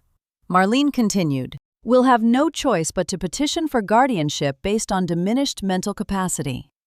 There it was, the backup plan Walter had predicted. Brent finally spoke. We've documented everything, the paranoia, you blocking our calls, refusing reasonable help. A judge will see you need protection from yourself, Marlene added, especially given your age and living situation. I picked up my phone from the side table. What are you doing? Marlene asked. I stopped the recording app. The red timer showed 47 minutes, 18 seconds. Then I tapped playback and set the phone on the coffee table between us. Marlene's voice came through clear and sharp. If you can't make rational decisions, we'll petition for guardianship based on diminished mental capacity. I let it play for 10 more seconds, then stopped it. I've been recording this entire conversation, I said. Iowa is one-party consent for recording. Everything you've said is legal evidence. Marlene's face went completely still. The kind of stillness that comes right before everything breaks. I also called the bank Wednesday, I continued. That authorization you had me sign? The capacity evaluation request? I canceled it. Gail Whitfield sends her regards. Brent's face went pale. When did you? Tuesday. after I spoke with Walter Hampton. And Vernon Caldwell. They're both attorneys, by the way. Walter was a prosecutor for 28 years. Marlene's expression cycled through shock, fury, calculation, then landed on something cold and predatory. "You've also been busy," I said, "listing my house on Zillow Wednesday before I signed anything giving you authority. That was creative." Marlene stared at the phone in my hand, then at Brent, then back. The hunter just became the hunted. Marlene left without another word. Brent followed, looking back once before closing the door. At 2:15 Friday afternoon, my phone rang with a call from the VA hospital where I'd worked for 35 years. "Lorraine, it's Linda." Linda Foster. Linda worked in HR. We'd overlapped for nearly 2 decades, shared coffee breaks, covered each other's shifts during family emergencies. "Linda, hi! What's going on?" "I'm calling as a friend, not officially." Her voice carried hesitation. "Something unusual happened today, and I thought you should know." I sat down at the kitchen table. "Tell me." "Someone contacted HR trying to get your medical records." My blood went cold. "My medical records? Who?" "A woman claiming to be your daughter-in-law. She said she needed documentation for—" Linda paused. "For a guardianship petition." I closed my eyes. "What specifically did she ask for?" "Before I tell you what Marlene did next, are you still with me right now? Comment A if you think she'll retreat, or B if you think she'll escalate, and add one reason why. A quick note, the next part includes some fictionalized details to deepen the emotional impact and convey the message. Medical records showing cognitive decline, mental health issues, anything indicating diminished capacity." Linda's voice hardened with professional disgust. "We refused. Obviously, HIPAA violation, but we documented the attempt, the caller's number, everything she said." "What time did this call come in?" "Let me check the log." Papers rustled. 12:30, right after lunch. 90 minutes. Marlene had waited 90 minutes after I revealed the recording, then immediately tried to obtain medical evidence for the guardianship petition. Cognitive decline. Guardianship petition. She'd been building her case for weeks. "Linda, thank you. This is important." "Lorraine, are you okay? Is something going on?" "I'm handling it, but I appreciate the warning more than you know." After we hung up, I immediately called Walter Hampton. "Lorraine?" He answered on the second ring. "How did the meeting go?" "I have the recording. 47 minutes. Marlene threatened guardianship based on mental incapacity. All on tape." "Excellent. There's more." "The VA hospital just called. Marlene tried to get my medical records 90 minutes ago. Specific requested documentation of cognitive decline for a guardianship petition." Silence on Walter's end. Then, "Say that again?" I repeated it, including the timeline. "She called the VA 90 minutes after you revealed the recording." Walter said slowly. "Fraudulent request for medical records under false pretenses. False representation to a federal facility. Attempted HIPAA violation. Is that another felony?" "Yes." I heard papers moving on his end. "She's panicking. Cornered predators make mistakes." "Should I be worried about what she'll try next?" Walter was quiet for a long moment. "Lorraine, document everything that happens from this point forward. Every call, every visitor, every unusual occurrence. If anything feels threatening or dangerous, call 911 first, then call me." Marlene wasn't retreating. She was a cornered animal, all teeth and desperation. "You think she'll escalate?" "I think she just committed a federal crime 90 minutes after being caught committing multiple state crimes. That's not rational behavior. That's panic." We talked through the timeline again. Walter took detailed notes about Linda Foster's call, the exact wording Marlene used, the documented attempt at the VA. "Every action she takes now adds to the case," Walter said, "but it also means she's getting desperate. Desperate people do desperate things. Keep your doors locked and your phone charged."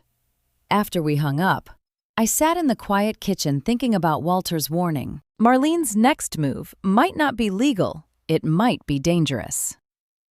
I didn't sleep much Friday night, kept my phone charged. Doors locked, every creak setting my nerves on edge. Saturday morning at 8 a.m. Vernon Caldwell's face filled my phone screen, his expression urgent, even through the video call. Lorraine, I hope I'm not calling too early. I've been up since 5. What's wrong? Not wrong, right. Very right. He adjusted his laptop camera. I spent last night organizing case materials, going through all my emails from the past few months, And found something from 6 weeks ago, December. You need to hear this. My kitchen suddenly felt very still. 6 weeks. What was happening in December? Vernon's screen shifted to his email inbox. December 3rd. I received an inquiry from an attorney representing the Garrison family. What kind of inquiry? He clicked on an email, enlarged it so I could read. Attorney Marcus Holloway, representing Brent and Marlene Garrison. Professional letterhead, careful legal language. I leaned closer, reading the email Vernon displayed. Dear Mr. Caldwell, I represent Brent Garrison regarding the Howard Mercer estate. My clients wish to explore legal options for contesting the federal designation to Mrs. Garrison. Could you advise on grounds for challenge? The words settled like stones. He asked if there were grounds to contest the federal estate designation, Vernon said. What did you tell him? Vernon clicked to his sent folder, pulled up his response. Read it. His reply was brief, definitive. Dear Mr. Holloway, federal estate designations are legally uncontestable. Mr. Mercer's will was properly executed. There are no grounds for challenge. The designated beneficiary cannot be altered. Regards, Vernon Caldwell. You sent that December 8th, I said quietly. Yes. And according to your timeline, when did Brent first call you about the house? December 15th. December 8th, 1 week before Brent's first call. They knew, I said. They knew about the inheritance before they ever contacted me. Not just knew, they hired an attorney to explore contesting it. When I told them it was legally uncontestable, they shifted strategies. I thought about that first call. Brent's concern about the house. Marlene's assisted living research. The careful build-up to the POA request. That page 17 clause, I said slowly. The one about future inheritances. Vernon nodded. Written after my email. After they learned they couldn't contest the will legally, they designed a scheme to control the inheritance through power of attorney. How long do you think Marlene's been planning this? The question is, when they first learned about the estate. My guess. When you mentioned it to Brent, he told Marlene. She researched it and started planning. How long had Marlene been planning this since the day Brent told her about Howard's legacy? This changes everything legally, Vernon said. This is premeditated criminal conspiracy. They hired an attorney. Learned they couldn't contest the will. Then designed a scheme to steal the inheritance. The POA wasn't about the house at all. The house was the excuse. The inheritance was the target. Always was. Vernon leaned closer. The email proves conspiracy to defraud. And the best part? Attorney-client privilege doesn't protect communications in furtherance of a crime. Marcus Holloway's email is fully discoverable. Can we use this in court? Criminal court, civil court, disciplinary proceedings. This email is a roadmap to their entire scheme. They also documented 6 weeks before they made their move. I stared at the screen, at Marcus Holloway's language, asking how to steal my inheritance. They'd known, planned, strategized for 6 weeks.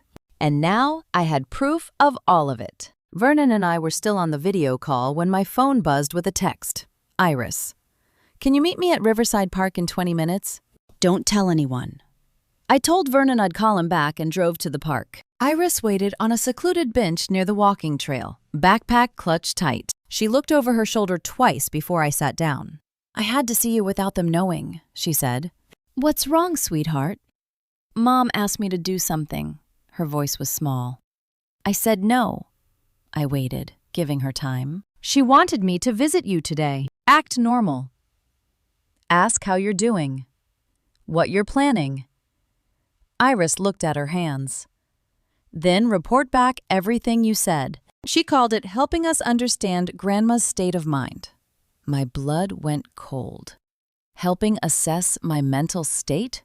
Yeah. whether you seemed confused or paranoid. What you know. If you've talked to lawyers. Iris met my eyes. I called it spying. You told her no. I told her I had homework. Then I texted you instead. I reached over and squeezed her hand. 14 years old, and she'd seen through Marlene's manipulation where her father hadn't. Marlene had tried to weaponize a 14-year-old girl against her own grandmother.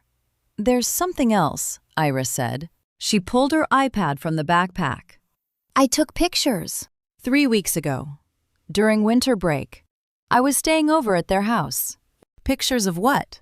I came downstairs for water around midnight. The kitchen light was on. Mom and Dad were at the table with papers spread everywhere, maps, notes, documents. She unlocked the iPad, swiped to her photos. Something felt wrong, so I took pictures before going back upstairs. This was 3 weeks ago, December 12th, before Dad ever called you about the house. She handed me the iPad. The first photo showed Marlene and Brent at their kitchen table, faces intent, leaning over documents. The next photo zoomed in on the papers. Cedar Falls County property maps with my address circled in red. A handwritten timeline. First contact, December 15th. Christmas visit. Assisted living, early January. POA, mid-January. List house immediately. Close within 60 days. I scrolled to the next photo. More notes. Property value, $340,000 to $350,000. Monthly, AL costs $3,800. Pension, $3,100. Creates dependency. Guardianship backup if POA refused. Another photo showed a yellow legal pad. Marlene's handwriting, inheritance clause, page 17. She won't read that far. December 12th. 3 days before the first phone call. Iris, do you know what these photos mean? I know they were planning to trick you. Her voice was steady, but her hand shook. I know Mom has been lying about everything, and I know Dad's letting her. I looked at this child, my granddaughter, who'd seen her parents plotting fraud and chosen to document it. Can I have these photos? That's why I'm here. She tapped the screen. I already airdropped them to myself in 3 places, so they can't be deleted. But I wanted you to have the originals. Does Marlene know you took these? No, I was quiet. They never saw me. I pulled Iris into a hug. She was taller than me now, almost grown. But in that moment, she felt small and brave and precious. Thank you, I whispered. You did the right thing. Are they going to get in trouble? Yes, but you did nothing wrong. Remember that. When we separated, I looked at the iPad screen again. Marlene's handwriting. Inheritance clause, page 17. She won't read that far. She'd been so certain, so confident in her victim's ignorance. But she'd forgotten one thing. Children see everything. I drove Iris home and spent the afternoon transferring her photos to my laptop, Vernon's cloud, and Walter's server. Children see everything, and now the evidence was everywhere. At 7:30 p.m., Brent appeared alone on my back porch, hands in pockets, looking nothing like the confident voice that had pushed assisted living costs 2 days ago. I opened the door halfway. Brent, can we talk? Just us. I stepped onto the porch, pulled the door closed behind me. We can talk out here. He looked at the closed door. He understood the message. Not welcome inside anymore. I need to tell you something Marlene doesn't know I'm doing. He sat on the porch step without being invited. I've known about the inheritance for 6 weeks. Marlene told me in December. I know. He looked up, startled. How? Your attorney emailed Vernon in December asking if the will could be contested. A week later, you called about the house. Brent's face went pale. The attorney wasn't my idea. That was all Marlene. But you went along with it. She said there was a legal way, power of attorney helping you manage it since it's so much money. She made it sound like we'd be protecting you. I let the silence stretch. I didn't know about the Ohio conviction, he said quietly. Not until yesterday. That's when I looked her up. 7 victims. Brent. All women my age who'd recently inherited. I know. I saw the court records last night. His voice broke. Mom, I swear I didn't know she'd done this before. I thought, You thought what? That tricking your mother into signing over control of her entire life was? Somehow legitimate because you hired an attorney first. 6 weeks. Brent had looked me in the eye and talked about assisted living while knowing exactly what he was trying to steal. There's no legal way to steal what isn't yours. Brent. He stood, walked to the porch railing, stared at my backyard in the fading light. I'm leaving her. I told her an hour ago. Where's Marlene now? At the house, with Iris, probably calling you. He turned back. I came to warn you, she's panicking.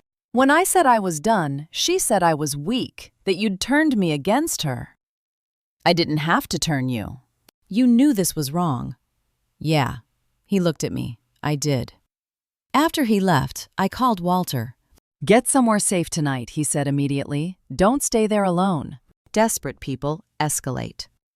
I packed a bag, locked the house, drove to Doris Hampton's. She had the guest room ready, coffee brewing. Walter called ahead. Stay as long as you need. Doris's guest room felt like a fortress after the siege of my own house. At 9:15 p.m., my phone started ringing. Marlene. I didn't answer. First voicemail. Hi, Lorraine. Just wanted to check on you. By the fourth call, this is ridiculous. Call me back immediately. By the seventh, where are you? We need to talk now. The composure was gone. The professional mask completely shattered. Doris and I sat at her kitchen table, listening to the voicemails on speaker, watching Marlene unravel in real time. Then, at 9:37, the phone vibrated again. Not Marlene this time. Brent. Doris and I stared at the phone on the table between us. Whatever was happening at their house, it was escalating fast. I didn't answer Brent's call. Whatever was happening at their house would have to happen without me. Monday morning at Doris Hampton's house, the certified mail envelope arrived with Black Hawk County Court letterhead and my name in bold type. I signed for it with shaking hands. What is it? Doris asked from the kitchen doorway. I opened the envelope. Court documents, official stamps, legal formatting. Petition for emergency guardianship. I read aloud. In the matter of Lorraine Garrison, petitioner Marlene Garrison. She actually did it. Doris came to stand beside me. The guardianship threat. Hearing scheduled Friday, 5 days from now. I sat at Doris's kitchen table and read the petition thoroughly. Claims exhibits cognitive decline and paranoid ideation, refuses assistance, makes irrational accusations, poses danger through irrational decisions. Every lie we'd recorded, every threat we'd documented, now filed as official court petition. Attached to the petition was a medical statement. Dr. Richard Brennan, MD, my family doctor for 15 years. I read his statement twice. Based on observed patterns and concerns from family member Marlene Garrison, patient exhibits signs of cognitive decline. Recommend capacity evaluation. That's completely false, Doris said, reading over my shoulder. You're one of the sharpest people I know. This doctor's statement, he's a family practitioner, not a psychiatrist. I studied the document. And he hasn't actually evaluated me. This is based on concerns reported by Marlene. Emergency guardianship, 5 days until the hearing. I pulled out my phone and called Vernon. He sent him photos of the documents while his line rang. Lorraine, he answered. What's happened? Marlene filed the guardianship petition. I just received court notice. Hearing is Friday. Send me the documents. I waited while he opened the photos, heard papers shuffling on his end. Then Vernon started laughing. Vernon, this isn't, wait, she used a family doctor, not a psychiatrist. Dr. Brennan's been our family doctor for 15 years. Why? Because she just handed you the case. More laughter. Lorraine, Iowa guardianship law is very specific about competency determinations. Cognitive decline claims require evaluation by a psychiatric specialist, a psychiatrist, or neuropsychologist with proper credentials. Dr. Brennan is a general practitioner. Exactly. His statement says observed behavior patterns and concerns reported by family member. He hasn't conducted any cognitive testing, any psychiatric evaluation, any proper assessment. I heard Vernon typing rapidly. The court will see a petition claiming cognitive decline supported only by a family doctor's second-hand opinion. That automatically triggers a mandatory independent evaluation requirement. Meaning what? The court will appoint an independent psychiatric specialist for a proper competency assessment. They can't grant guardianship based on doctor. Brennan's statement, it doesn't meet evidentiary standards. My heart started beating faster. So her filing this petition actually helps me immensely. The court-appointed psychiatrist will be a neutral expert with no connection to your family. They'll conduct standardized cognitive testing, psychiatric evaluation, functional capacity assessment. You'll pass with flying colors. How many mistakes could one desperate woman make in 72 hours? Marlene panicked and grabbed the nearest doctor, Vernon said. She filed with inadequate medical evidence and triggered the exact independent review that will prove you're competent. When will the court appoint someone? Vernon's tone shifted serious. The court will appoint a psychiatrist within 48 hours. You'll need to pass a full competency evaluation. Given everything Marlene's documented about your paranoid behavior, that psychiatrist needs to see someone completely rational and credible. I looked at the court documents spread across Doris's table. 5 days until the hearing. Independent evaluation within 48 hours. Marlene's desperation had become my opportunity. Tuesday at 10 a.m., I sat across from Dr. Conrad Thornton in his office at Cedar Falls Psychiatric Associates, court-appointed to assess my mental competency. The room smelled of coffee and leather-bound books. He was mid-50s, wire-rimmed glasses, hands folded calmly on a manila folder bearing my name. Mrs. Garrison, I want to be clear about my role, he said. I'm not here representing your daughter-in-law or the court's interests. My job is to conduct an objective evaluation of your cognitive functioning and decision-making capacity. Whatever I find goes into my report, good, bad, or neutral. I nodded. I understand. We'll start with some standard assessments. What's today's date? July 1st, 2026, Tuesday. And where are we right now? Cedar Falls Psychiatric Associates, 412 Maple Street, 3rd floor. He continued through orientation questions, current president, my birth date, my address. Every answer came automatically. Then he moved to memory tasks. He read a list of unrelated words. Asked me to repeat them immediately. Then again 5 minutes later, after discussing other topics. I recalled all 7 without hesitation. Next came reasoning exercises. If you have $15 and spend $6.50, how much remains? $8.50.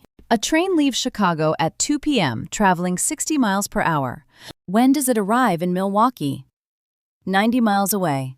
3:30 p.m. This was my territory. 35 years of nursing made clinical assessments feel like breathing. I'd administered cognitive screens to hundreds of veterans at the VA. I recognized every test he used. MMSE components. Clock drawing evaluations. Serial 7s. I scored perfectly on each one because my mind worked exactly as it always had. Dr. Thornton made notes without comment, his expression professionally neutral. Now I'd like to discuss the specific claims in the guardianship petition, he said, opening the folder. It alleges you're making irrational financial decisions and showing signs of cognitive decline. Can you walk me through your recent financial activities? I pulled out my organized binder, the same one I'd shown Attorney Morrison. Bank statements highlighted in yellow showing the trust account Marlene tried to access. The forged power of attorney with signature discrepancies. My actual POA documents naming my sister Patricia. My husband died 6 months ago, I explained. He left me $6.8 million. I haven't made any unusual purchases or investments. I pay my bills on time. Balance my checkbook monthly. And maintain separate accounts for different purposes. This petition was filed after I discovered my daughter-in-law attempted to transfer money from my trust using a fraudulent power of attorney. Dr. Thornton examined each document carefully. These are very well organized. I was a VA nurse for 35 years. Documentation was part of my daily work.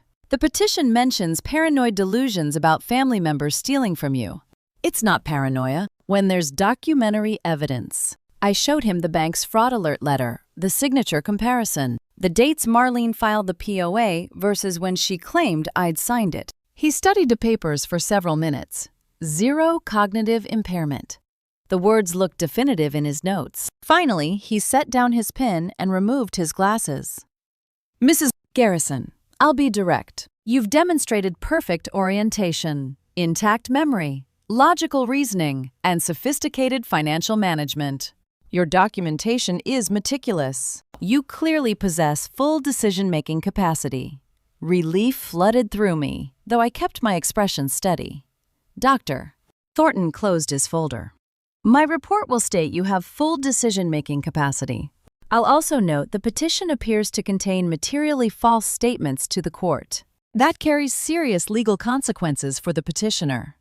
Dr. Thornton's report arrived at Walter's office Tuesday evening. Wednesday morning, his conference table disappeared under organized stacks of evidence recordings, property records, bank documents, criminal background checks, medical evaluations, and time-stamped photographs. Doris sat beside me as Walter positioned 3 manila folders in the center. We're not just defending the guardianship petition anymore, Walter said. We're building a criminal case. I blinked. Criminal? You mean charges? 5 separate felony counts with pattern evidence from Ohio. He opened the first folder. The guardianship hearing Friday is secondary now. Our primary strategy is a comprehensive criminal complaint to the Black Hawk County District Attorney. Civil defense plus criminal referral parallel tracks. Doris leaned forward. Walk us through it. Walter pulled out a typed summary sheet. Count 1, fraudulent bank authorization. Brent had you sign forms without disclosing their purpose. Attempted unauthorized access to your trust account. That's forgery and fraud under Iowa Code 715A. Count 2, unauthorized property listing. He showed me the Zillow screenshots. Your house appeared online before any power of attorney existed. Digital timestamp proves it. That's fraudulent representation of authority. I studied the dates. The listing went live 3 days before Marlene claimed I'd signed the POA. Count 3. Attempted fraudulent acquisition of medical records. Marlene called the VA, claiming legal authority she didn't possess. Trying to obtain your treatment history to support the guardianship petition. Federal HIPAA violation plus state fraud. My chest tightened. She'd tried to manufacture evidence of cognitive decline. Count 4, false statements to court in guardianship petition. Walter tapped Dr. Thornton's report. She claimed you exhibited paranoid delusions and cognitive impairment. Doctor, Thornton's evaluation documents zero cognitive decline and notes the petition contains materially false statements. Perjury in court filings is a Class D felony. And count 5, attempted financial exploitation of a person over 50. Iowa takes this very seriously. Enhanced penalties for targeting vulnerable adults. She tried to access $6.8 million using fraudulent authorization. 5 felonies, each one independent, each one documented, each one provable. Walter opened the second folder. Now here's where it gets worse for her. The Ohio conviction changes everything. This isn't a first offense. Doris's expression hardened. She did this before to 7 other women. Exactly. Iowa sentencing guidelines allow pattern evidence when prior convictions show established criminal methodology. Marlene targeted elderly women with recent inheritances in Cincinnati. Same playbook, same tactics. Got convicted of elder financial exploitation, served probation, moved here, and started again. I felt cold. She planned this from the beginning. Vernon's attorney's email proves premeditation. Written strategy 2 months after Howard died. Calculating your vulnerability window. Walter pulled out the printed email. Pattern predator targeting vulnerable elderly women. Prosecutors love pattern cases. What kind of sentencing are we talking about, I asked. Each count carries 2 to 5 years. Aggregate sentencing for pattern offenders with prior convictions. 15 to 20 years possible. 20 years. Marlene was 41. She could be 60 before she saw freedom. Walter opened the third folder, the DA, referral package. Everything is here. Vernon's attorney email proving premeditation.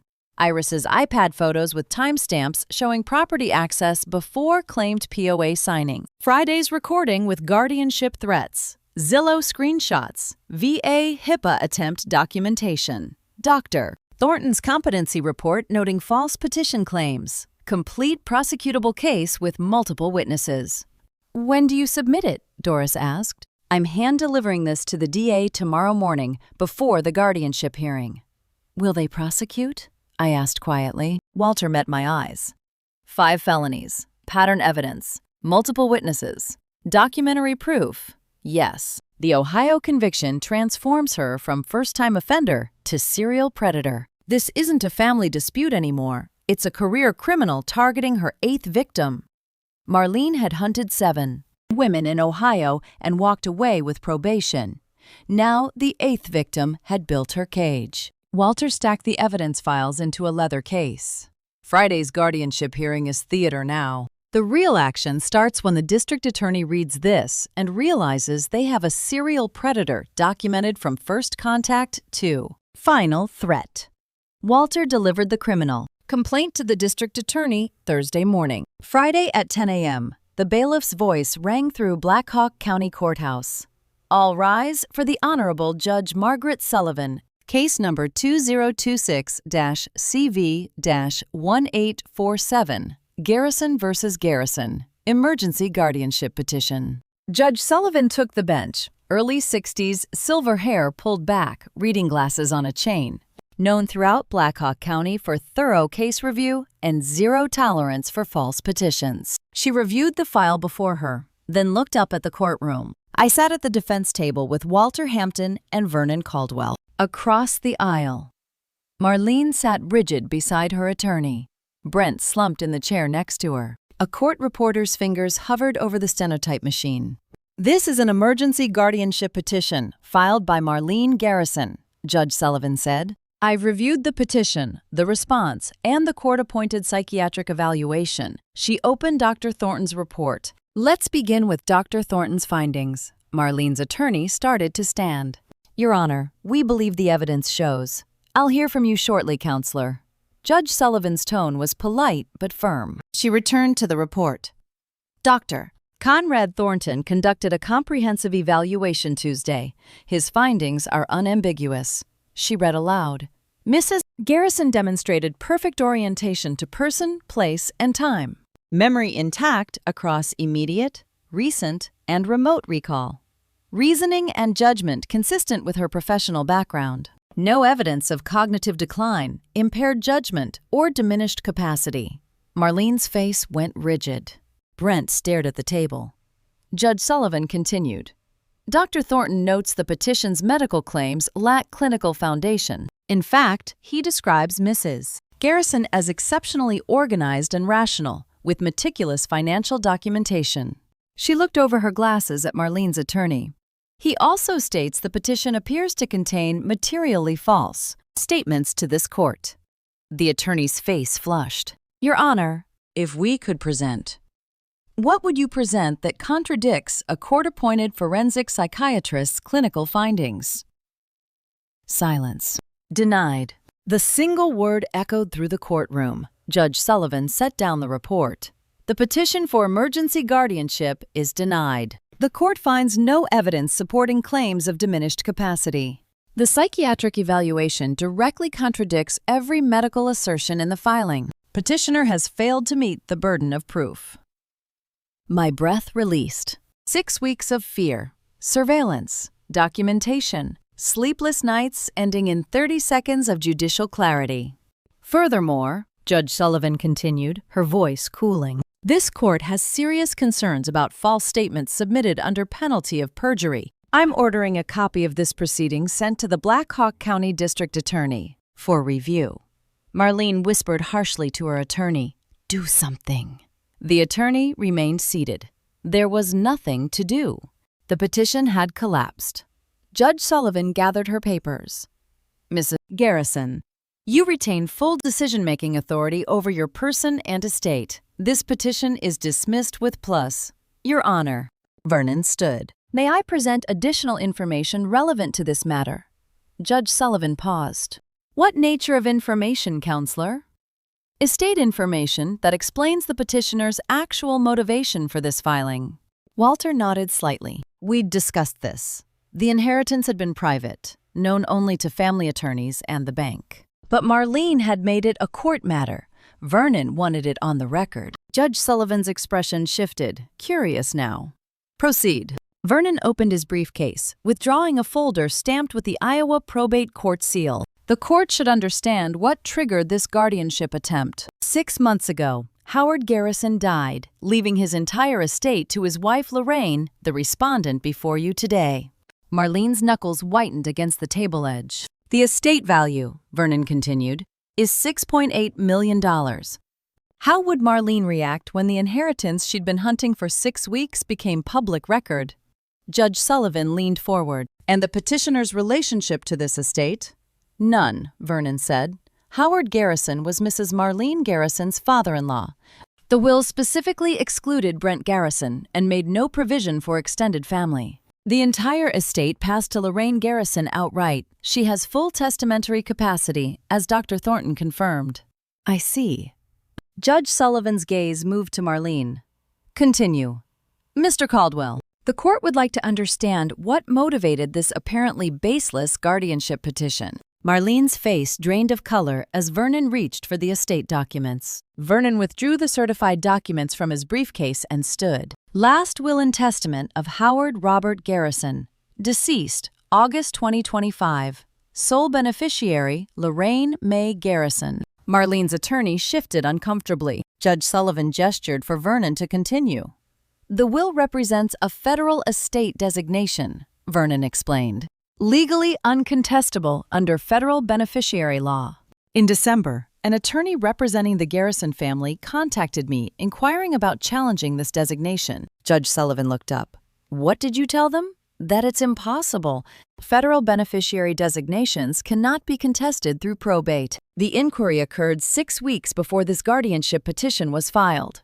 The timeline hung in the courtroom air. Marlene learned the inheritance was untouchable. 2 weeks later, the fraudulent power of attorney appeared. 4 weeks after that, the guardianship petition. Continue with the estate details. Mr. Caldwell, Judge Sullivan said. Vernon opened the will. Liquid assets totaling $4.7 million. Stocks, bonds, federal retirement accounts, and cash holdings. Plus real property. An 80-acre ranch in Garfield County, Colorado. Currently valued at $2.1 million. He paused, letting the number settle.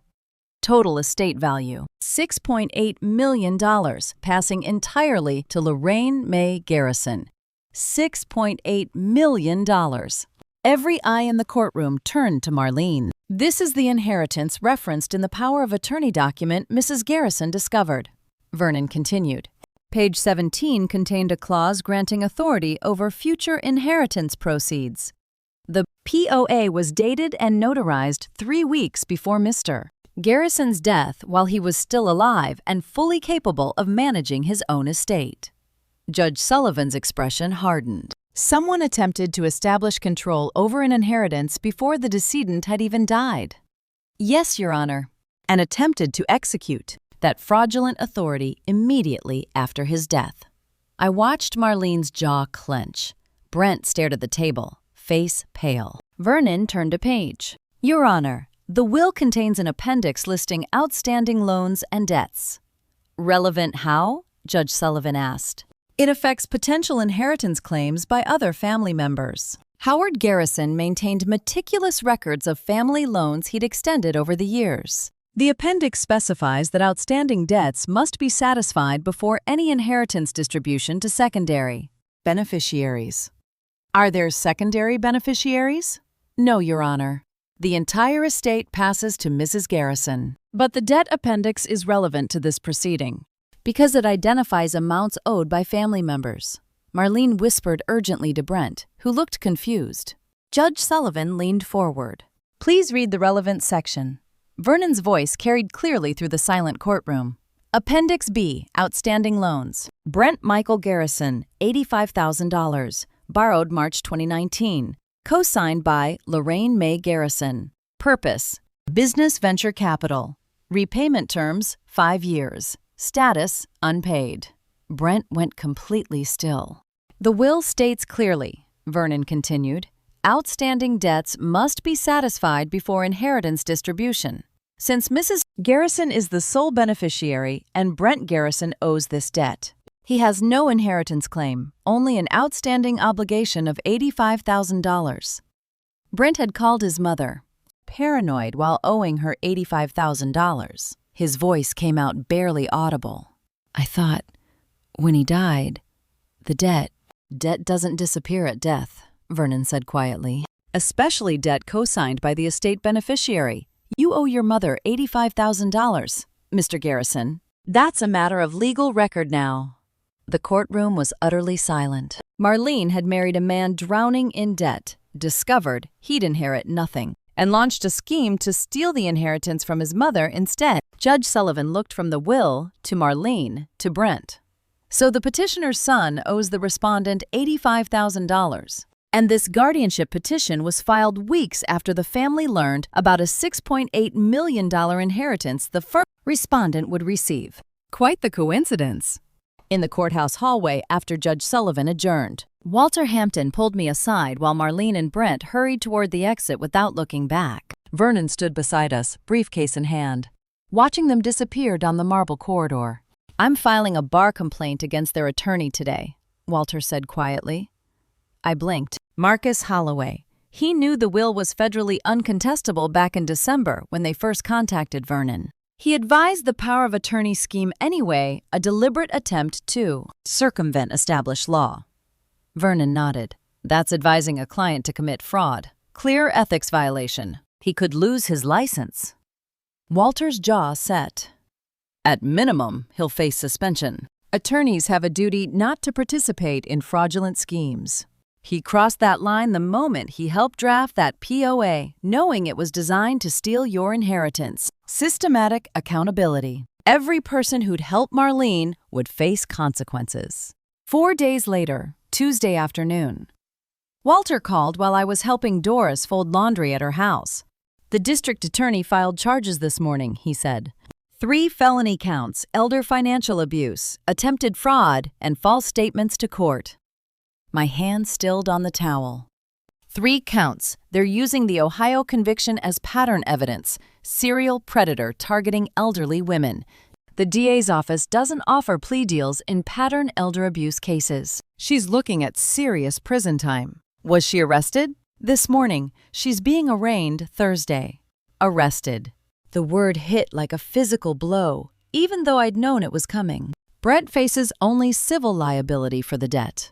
Walter continued, on criminal charges against him. He was manipulated by Marlene, and prosecutors recognize that. But the $85,000 is enforceable.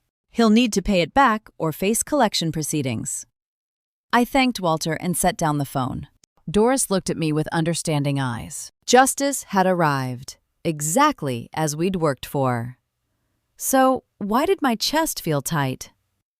That evening at 7:30, my phone rang. Iris's name appeared on the screen. Grandma! Her voice was wrecked with crying. They arrested Mom today. My heart broke at the pain in her voice. I know, sweetheart. Dad won't even look at me. Uncle Brent called me a traitor for giving you those photos. He said I destroyed the family, she sobbed. Did I?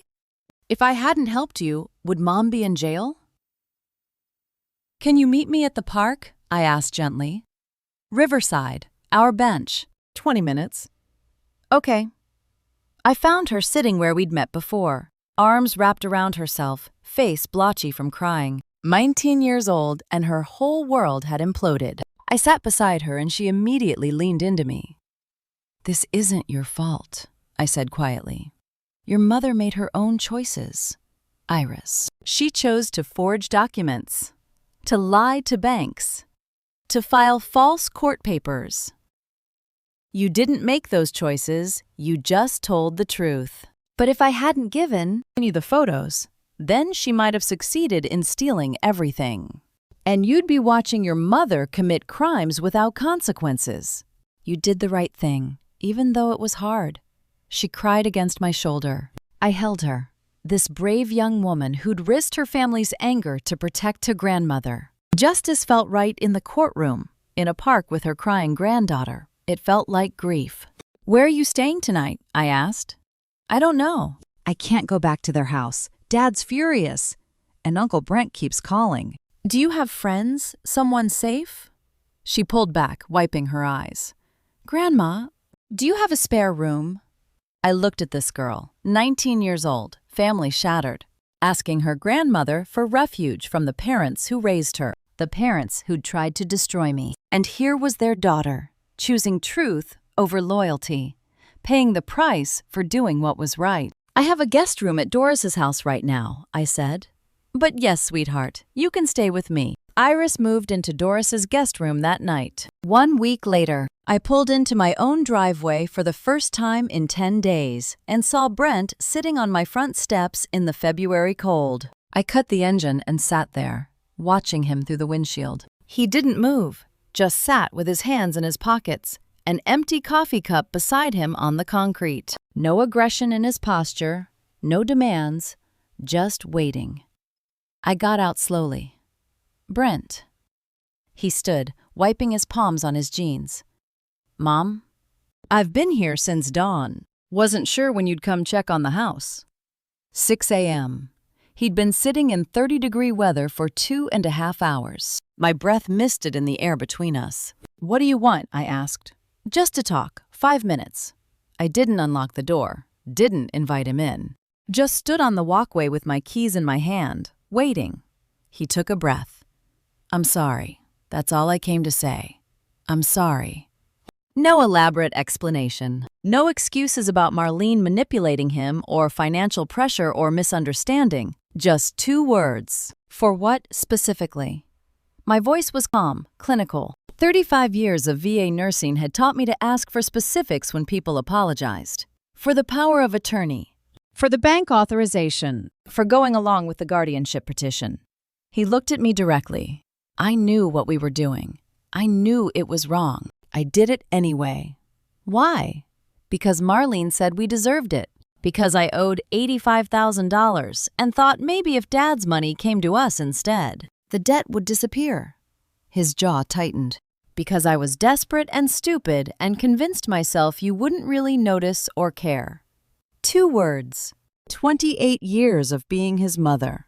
And my son could offer 2 words for trying to steal my future. "You knew about the inheritance," I said, not a question. "Yes." "You knew I wasn't incompetent." "Yes." "You participated in forging documents and lying to banks and filing false court papers." "Yes." No flinching, no deflection, just acknowledgement. I looked at this man I'd raised, 43 years old, drowning in debt. Married to a woman who'd done this before to 7 other families. My younger son. The boy who'd brought me dandelions from the backyard when he was 5. "I don't forgive you," I said quietly. "I might not ever forgive you." He nodded. "I know. You're still my son. But you tried to steal from me, Brent. You tried to have me declared incompetent so you could take everything your father left me. Trust doesn't come back from that." "I know," he repeated. "I don't hate you, but I can't pretend this didn't happen. I can't pretend we're fine." "What do we do?" His voice cracked slightly. I considered the question. What do you do when your child betrays you? When love doesn't erase harm? When forgiveness feels impossible, but abandonment feels wrong? "You stop worrying about my forgiveness," I said finally, "and you start being Iris's father." He blinked. "What?" "Your daughter is 19 years old, Brent. Her family is shattered. She's living with me because she can't face you or Marlene. You owe me $85,000 and years of rebuilding. But right now, be her father." Would she talk to me? I don't know, but that's where you start. Not with me, with her. Some bridges don't burn, they just crack, and you spend years wondering if they'll hold weight again. Brent picked up his coffee cup, turning it in his hands. Okay, I'll try, with Iris." He walked toward his car, then paused. "Thank you for not slamming the door." I didn't respond. He got in his car and drove away. I watched until his taillights disappeared down the street, my younger son driving toward an uncertain future of debt repayment and fractured relationships. I didn't know if I'd ever forgive him. I didn't know if Iris would talk to him. But for the first time in weeks, standing in my own driveway, the house felt like mine again. I unlocked the door and walked into my house alone. 3 days later, Vernon Caldwell arrived holding a sealed envelope with instructions written in handwriting I didn't recognize. Delivered to Lorraine, Garrison, after all legal matters concluded. "What is this?" I asked, letting him into the living room. Vernon handed me the envelope carefully. Howard left this with his estate attorney years ago with specific instructions deliver, only after the inheritance legal matters were completely settled. I honored his request. The guardianship hearing is resolved. Criminal charges are filed. Everything's concluded. He wanted you to have this now. My fingers traced the unfamiliar handwriting on the envelope. He wrote me a letter? Yes, I'll leave you to read it privately. Vernon squeezed my shoulder gently and let himself out. I stood in my living room, holding an envelope from a dead man. The seal was old, the paper slightly yellowed. I opened it carefully and found 3 handwritten pages in elderly cursive, precise, deliberate. The writing of someone who'd thought carefully about every word. The letter began simply, "Lorraine, if you're reading this, the estate has transferred and you faced whatever challenges came with it. I hope you won't judge me too harshly for what I'm about to explain." I sat on the couch and kept reading.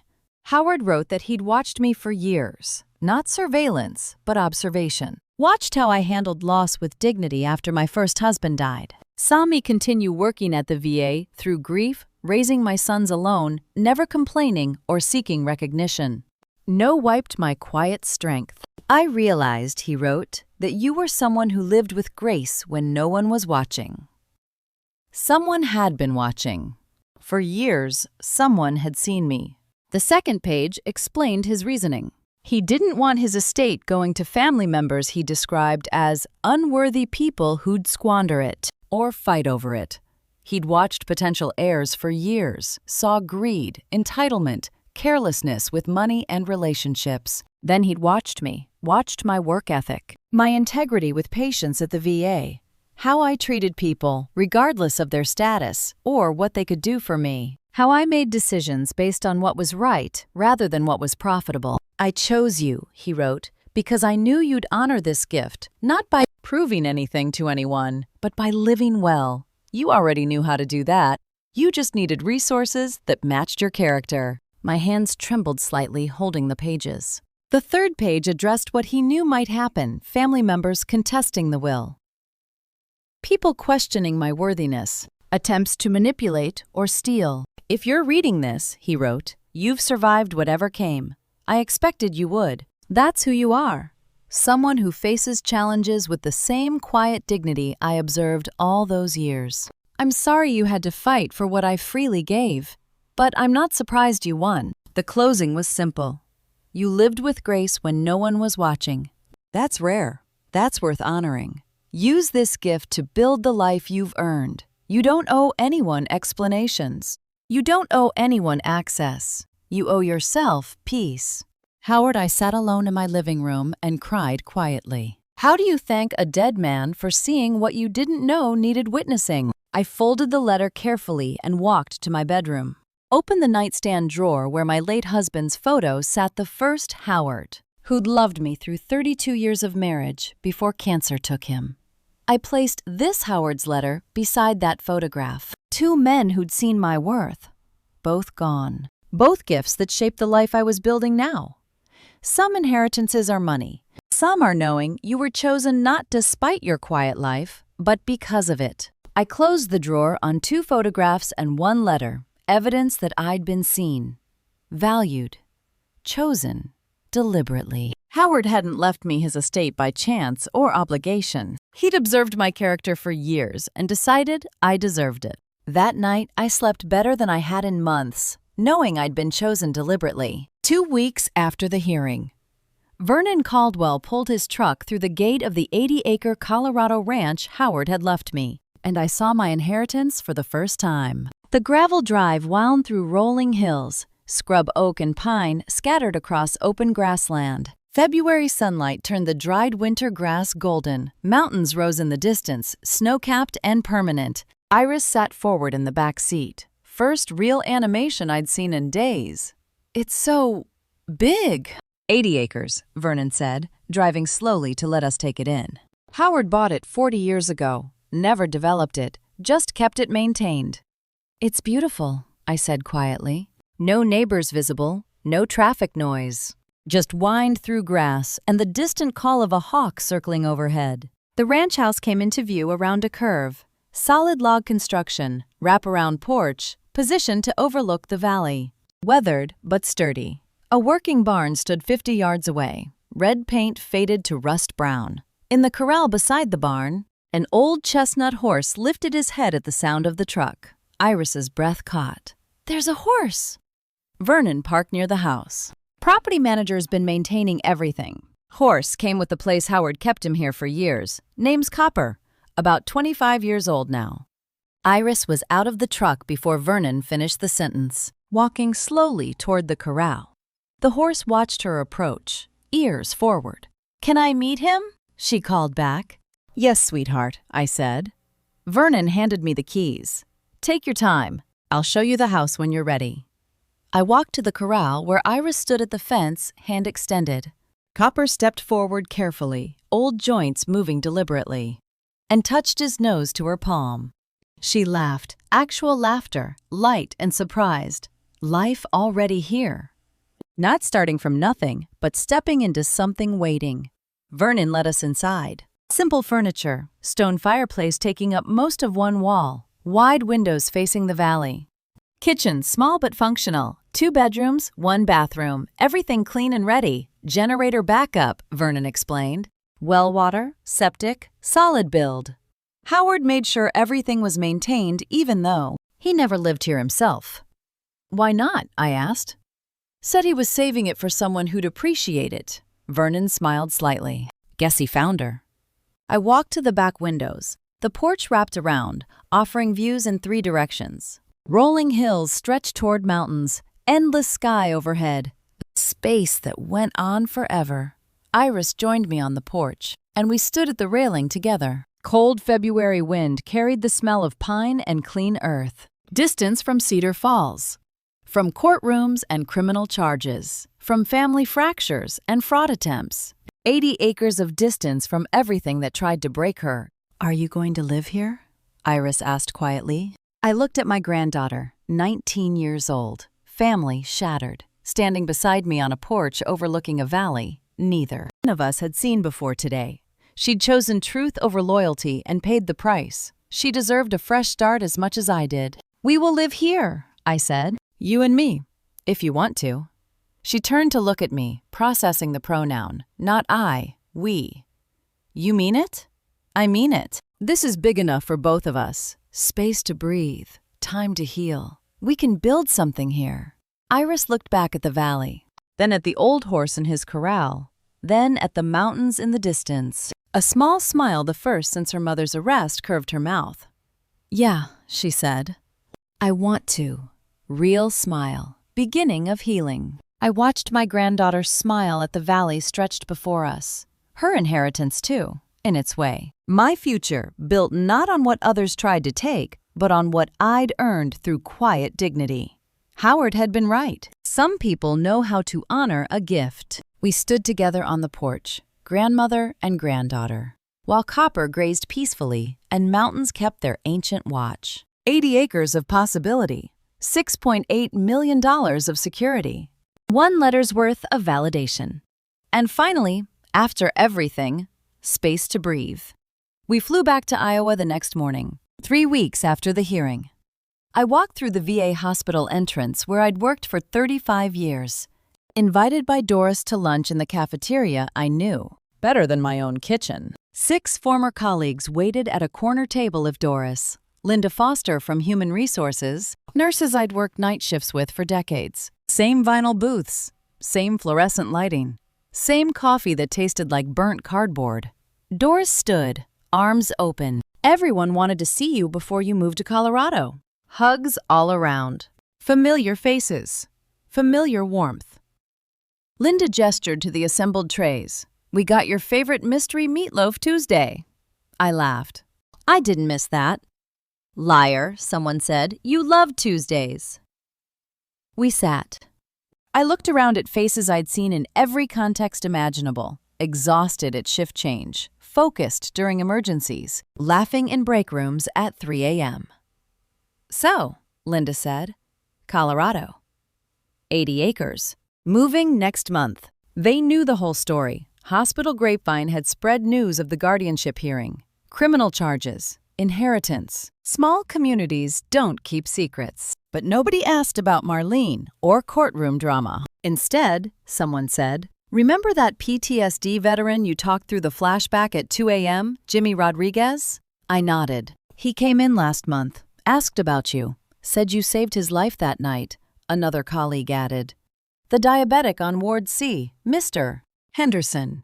You spent hours teaching him insulin management. His A1C finally came down after 3 years. He brings us cookies now, Linda said, sugar-free, says you wouldn't give up on him. They knew everything and asked about nothing except the patients I'd helped. Doris touched my hand. Half our patients asked about you after you left. We told them you were handling family matters. Didn't mention the rest. Thank you, I said quietly. The service dog veteran, someone offered. You spent 3 hours stabilizing him while his dog sat outside the exam room.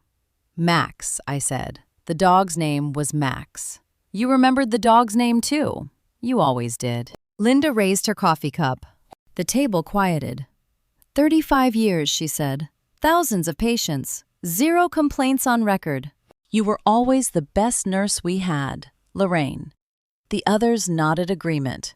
Best nurse, someone added. Better person. My throat tightened. I just did the job. You did it right, Linda said. That's different. We talked another hour. Patient stories, shift memories, normal conversation, professional family, recognition that had nothing to do with inheritance or courtroom victories. Driving home afterward, I thought about different forms of validation. Howard's letter said I'd lived with grace when no one was watching, but these colleagues had watched for 35 years. They'd seen me at 2 a.m. when I was exhausted, handling emergencies, doing paperwork nobody thanked me for. They saw the same thing Howard saw. Which mattered more, a dead man's millions or living colleagues saying I'd been the best? The inheritance would build my future in Colorado. The ranch would give Iris and me space to heal. Financial security meant freedom from worry. But this lunch proved something money couldn't buy. Worth measured by service given, not assets received. Howard saw my dignity. The colleagues saw my competence. Iris saw my strength. The money would build the future, but the work had already built the life. That's what worth meant. I pulled into my driveway as afternoon light slanted across the house. 1 more month in Cedar Falls, then Colorado. Fresh starts, 80 acres of possibility. But first, this knowing I'd been seen. By Howard. By colleagues. By the granddaughter who chose me over her parents. Seen and valued. Not for what I had, but for who I'd been all along. That understanding settled into my bones as I drove home. 5 months later, on a June morning at the Colorado Ranch, I walked the long gravel drive to the mailbox and found a handwritten envelope addressed in Iris's careful cursive. My morning routine had become comfortable. Feed Copper in the corral. Coffee on the porch overlooking the valley. Walk to the mailbox as the sun warmed the eastern hills. 5 months of peace after 2 months of chaos. The envelope was thick, multiple pages. I recognized Iris's handwriting immediately. First letter since she'd moved back to Cedar Falls 2 months ago to try living with Brent again. They'd started family therapy together, weekly sessions, supervised reconciliation, careful rebuilding. I carried the envelope to the porch and sat in the chair that had become mine. Opened it carefully. The letter was 3 pages, front and back, written in the precise cursive Iris had learned in elementary school. Dear Grandma, it began. I'm writing instead of calling because I need to get the words exactly right. She wrote about living with Brent again, the apartment he'd rented near her community college in Colorado Springs. Weekly therapy sessions where they practiced talking without accusations, listening without defending, admitting hurt without weaponizing it. It wasn't perfect. Some days were harder than others, but they were trying. She'd started classes psychology major because watching our family implode had made her want to understand how people hurt each other and how they healed. She had her own apartment near campus now, but visited Brent on weekends. Learning to forgive without forgetting. Father and daughter, therapy and time. Building something new from shattered trust. He's paying back the debt, she wrote. $2,500 a month. Says it'll take 3 years, but he wants to do it right. I think he means it this time. The letter's second half shifted tone. I need to thank you for something, Iris wrote. You taught me that dignity doesn't need permission to exist.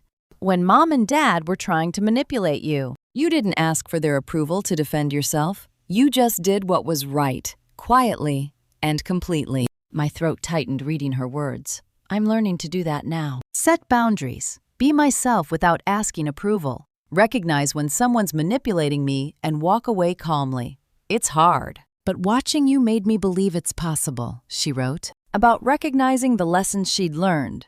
Strength looks like quiet certainty, not loud performance. Worth doesn't require external validation. Truth doesn't need elaborate justification. Those lessons will shape my whole life, she finished. Thank you for showing me what it looks like to live with grace. I love you.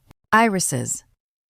I sat on the porch holding the letter as morning light stretched across the valley. Copper grazed peacefully in the corral. Wind moved through pine trees with the sound of distant water. Some inheritances transfer through bank accounts, others through handwritten letters teaching 19-year-olds how to stand. I carried the letter inside and opened my nightstand drawer. 3 pieces rested there now, my late husband's photograph, Howard's letter explaining why he'd chosen me, and now Iris's letter about dignity learned. The money had built this ranch house. The security would last my lifetime. But these paper memories built the meaning. My husband had loved me. Howard had honored me. Iris had learned from me. 3 generations of connection preserved in photographs and ink. I placed Iris's letter beside the others and closed the drawer carefully. The money would eventually be spent. The ranch would eventually be sold. But these lessons passed from grandmother to granddaughter, from woman who survived to young woman learning to thrive. These would last. Generational teaching preserved, legacy secured, not through dollars, but through dignity, modeled and witnessed. I closed the drawer on 3 generations of love and lessons. A husband who believed in me. A stranger who honored me. A granddaughter who learned from me. The money would eventually be spent. These would last. Those lessons would outlast everything else. The next morning, June sunrise turned the Colorado Valley gold, and for the first time in 30 years, I sat on my porch with coffee, knowing absolutely no one needed me. No shift to report to, no patients depending on my competence, no sons requiring guidance, no courtroom battles demanding documentation, no family members scheming against my autonomy. Just sunrise, coffee, and valley silence broken only by Copper's occasional snort from the corral. 35 years at the VA. I'd been needed every shift, patients with medication schedules, vital signs to monitor, crises to manage at 2 a.m., raising 2 sons alone. I'd been needed constantly, homework help, parent-teacher conferences, teenage emergencies. This morning belonged entirely to me. Strange, peaceful freedom. I sipped coffee and watched light move across the hills. The ranch was paid for no mortgage, no debt. The inheritance sat in carefully managed accounts, enough security for my lifetime and Iris's college costs. Sons were grown, patients were retired from, legal battles were won. Nobody owned my time anymore. The porch, the valley, the morning all mine by choice, not accident. Howard had given me financial freedom. The legal battle proved I could defend autonomy. But this quiet moment proved something deeper. Freedom wasn't escape from duty. It was power to choose it. What did freedom mean if not this, a morning belonging to no one but myself? My phone rang at 7 a.m., startling a hawk from a nearby pine. I considered letting it ring. Then checked the screen. Cedar Falls area code. Unfamiliar number. Hello? Mrs. Garrison? A young woman's voice, uncertain. My name is Sarah Mitchell. I'm a nurse at the VA in Cedar Falls. I'm so sorry to bother you, but Linda Foster in HR said you might be willing to talk to me about a difficult case. Sarah sounded young, maybe late 20s, early in her career, facing a situation that had no clean answers. What's the situation? I asked. I have a veteran refusing treatment, stage 4 cancer, good palliative options available. But he's adamant he wants no intervention. His family is demanding we push harder, saying we're giving up on him. I'm caught between respecting his autonomy and the family saying I'm not trying hard enough. I knew this scenario, had lived it dozens of times. Tell me about the patient, I said. Sarah described him 72, Vietnam veteran, cognitively intact, clear about his wishes. Family meant well, but couldn't accept his choice. Hospital administration wanted the conflict resolved. He has the right to refuse, Sarah said, but his family makes me feel like I'm failing him. You're not failing him, I said. You're respecting him. Document every conversation. Make sure his wishes are clearly recorded. Offer palliative support. But his autonomy doesn't disappear because his family disagrees. We talked for 10 minutes. I shared stories from similar cases, explained how to balance compassion with patient rights, reminded her that dignity means honoring choices even when they're difficult. Thank you, Sarah said finally. I knew what was right, but I needed someone to confirm it. I hung up and sat holding my phone. The valley stretched before me, 80 acres of chosen life, and I'd just given 10 minutes of it away because I wanted to. I was still a caregiver, still a teacher, still someone who helped when called, but now on my terms, by my choice, because helping mattered to me, not because anyone demanded it. Freedom wasn't refusing to serve. It was choosing when, how, and why. The morning was still mine. I'd given part of it away freely, and that made it more mine, not less.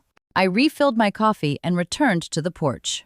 The sunrise was still there. The ranch was still mine. The day still stretched ahead, and I'd just proven to myself that dignity means choosing how to spend what you own. Some people inherit money. Some inherit lessons. I'd gotten both and knew exactly what to do with them. And to you listening to my story, remember, this quiet dignity is not weakness, and defending yourself is not cruelty. Looking back, I wish I'd trusted my instincts the moment Marlene handed me those documents. The warning signs were there. The urgency, the pressure, the way she acted entitled to money that wasn't hers. Don't make my mistake of second-guessing yourself when something feels wrong. Your intuition is often the first line of defense against people who would exploit your trust or your grief. Here's what I learned. Documentation saves lives. Every receipt, every recording, every photograph became evidence that protected me. I believe God gave me those 35 years at the VA, not just to serve veterans, but to learn the exact skills I'd need when my own family became predators. Write things down, save records, trust your competence. And remember, forgiveness doesn't require reconciliation. You can wish someone well from a safe distance. That's not holding a grudge. That's honoring the truth while choosing peace. I'd love to hear your thoughts in the comments. Have you ever faced something similar with family? How did you handle it? If this story resonated with you, please share it with someone who might need to hear it. And if you'd like more stories like this, consider subscribing to stay connected. Your support means more than you know, and your experiences matter. Thank you for staying until the very end and walking this journey with me. It means the world to know you are listening. A final reminder, some details have been adjusted for storytelling and privacy, but the lessons within this story about dignity, documentation, and defending yourself against exploitation are as real as they come.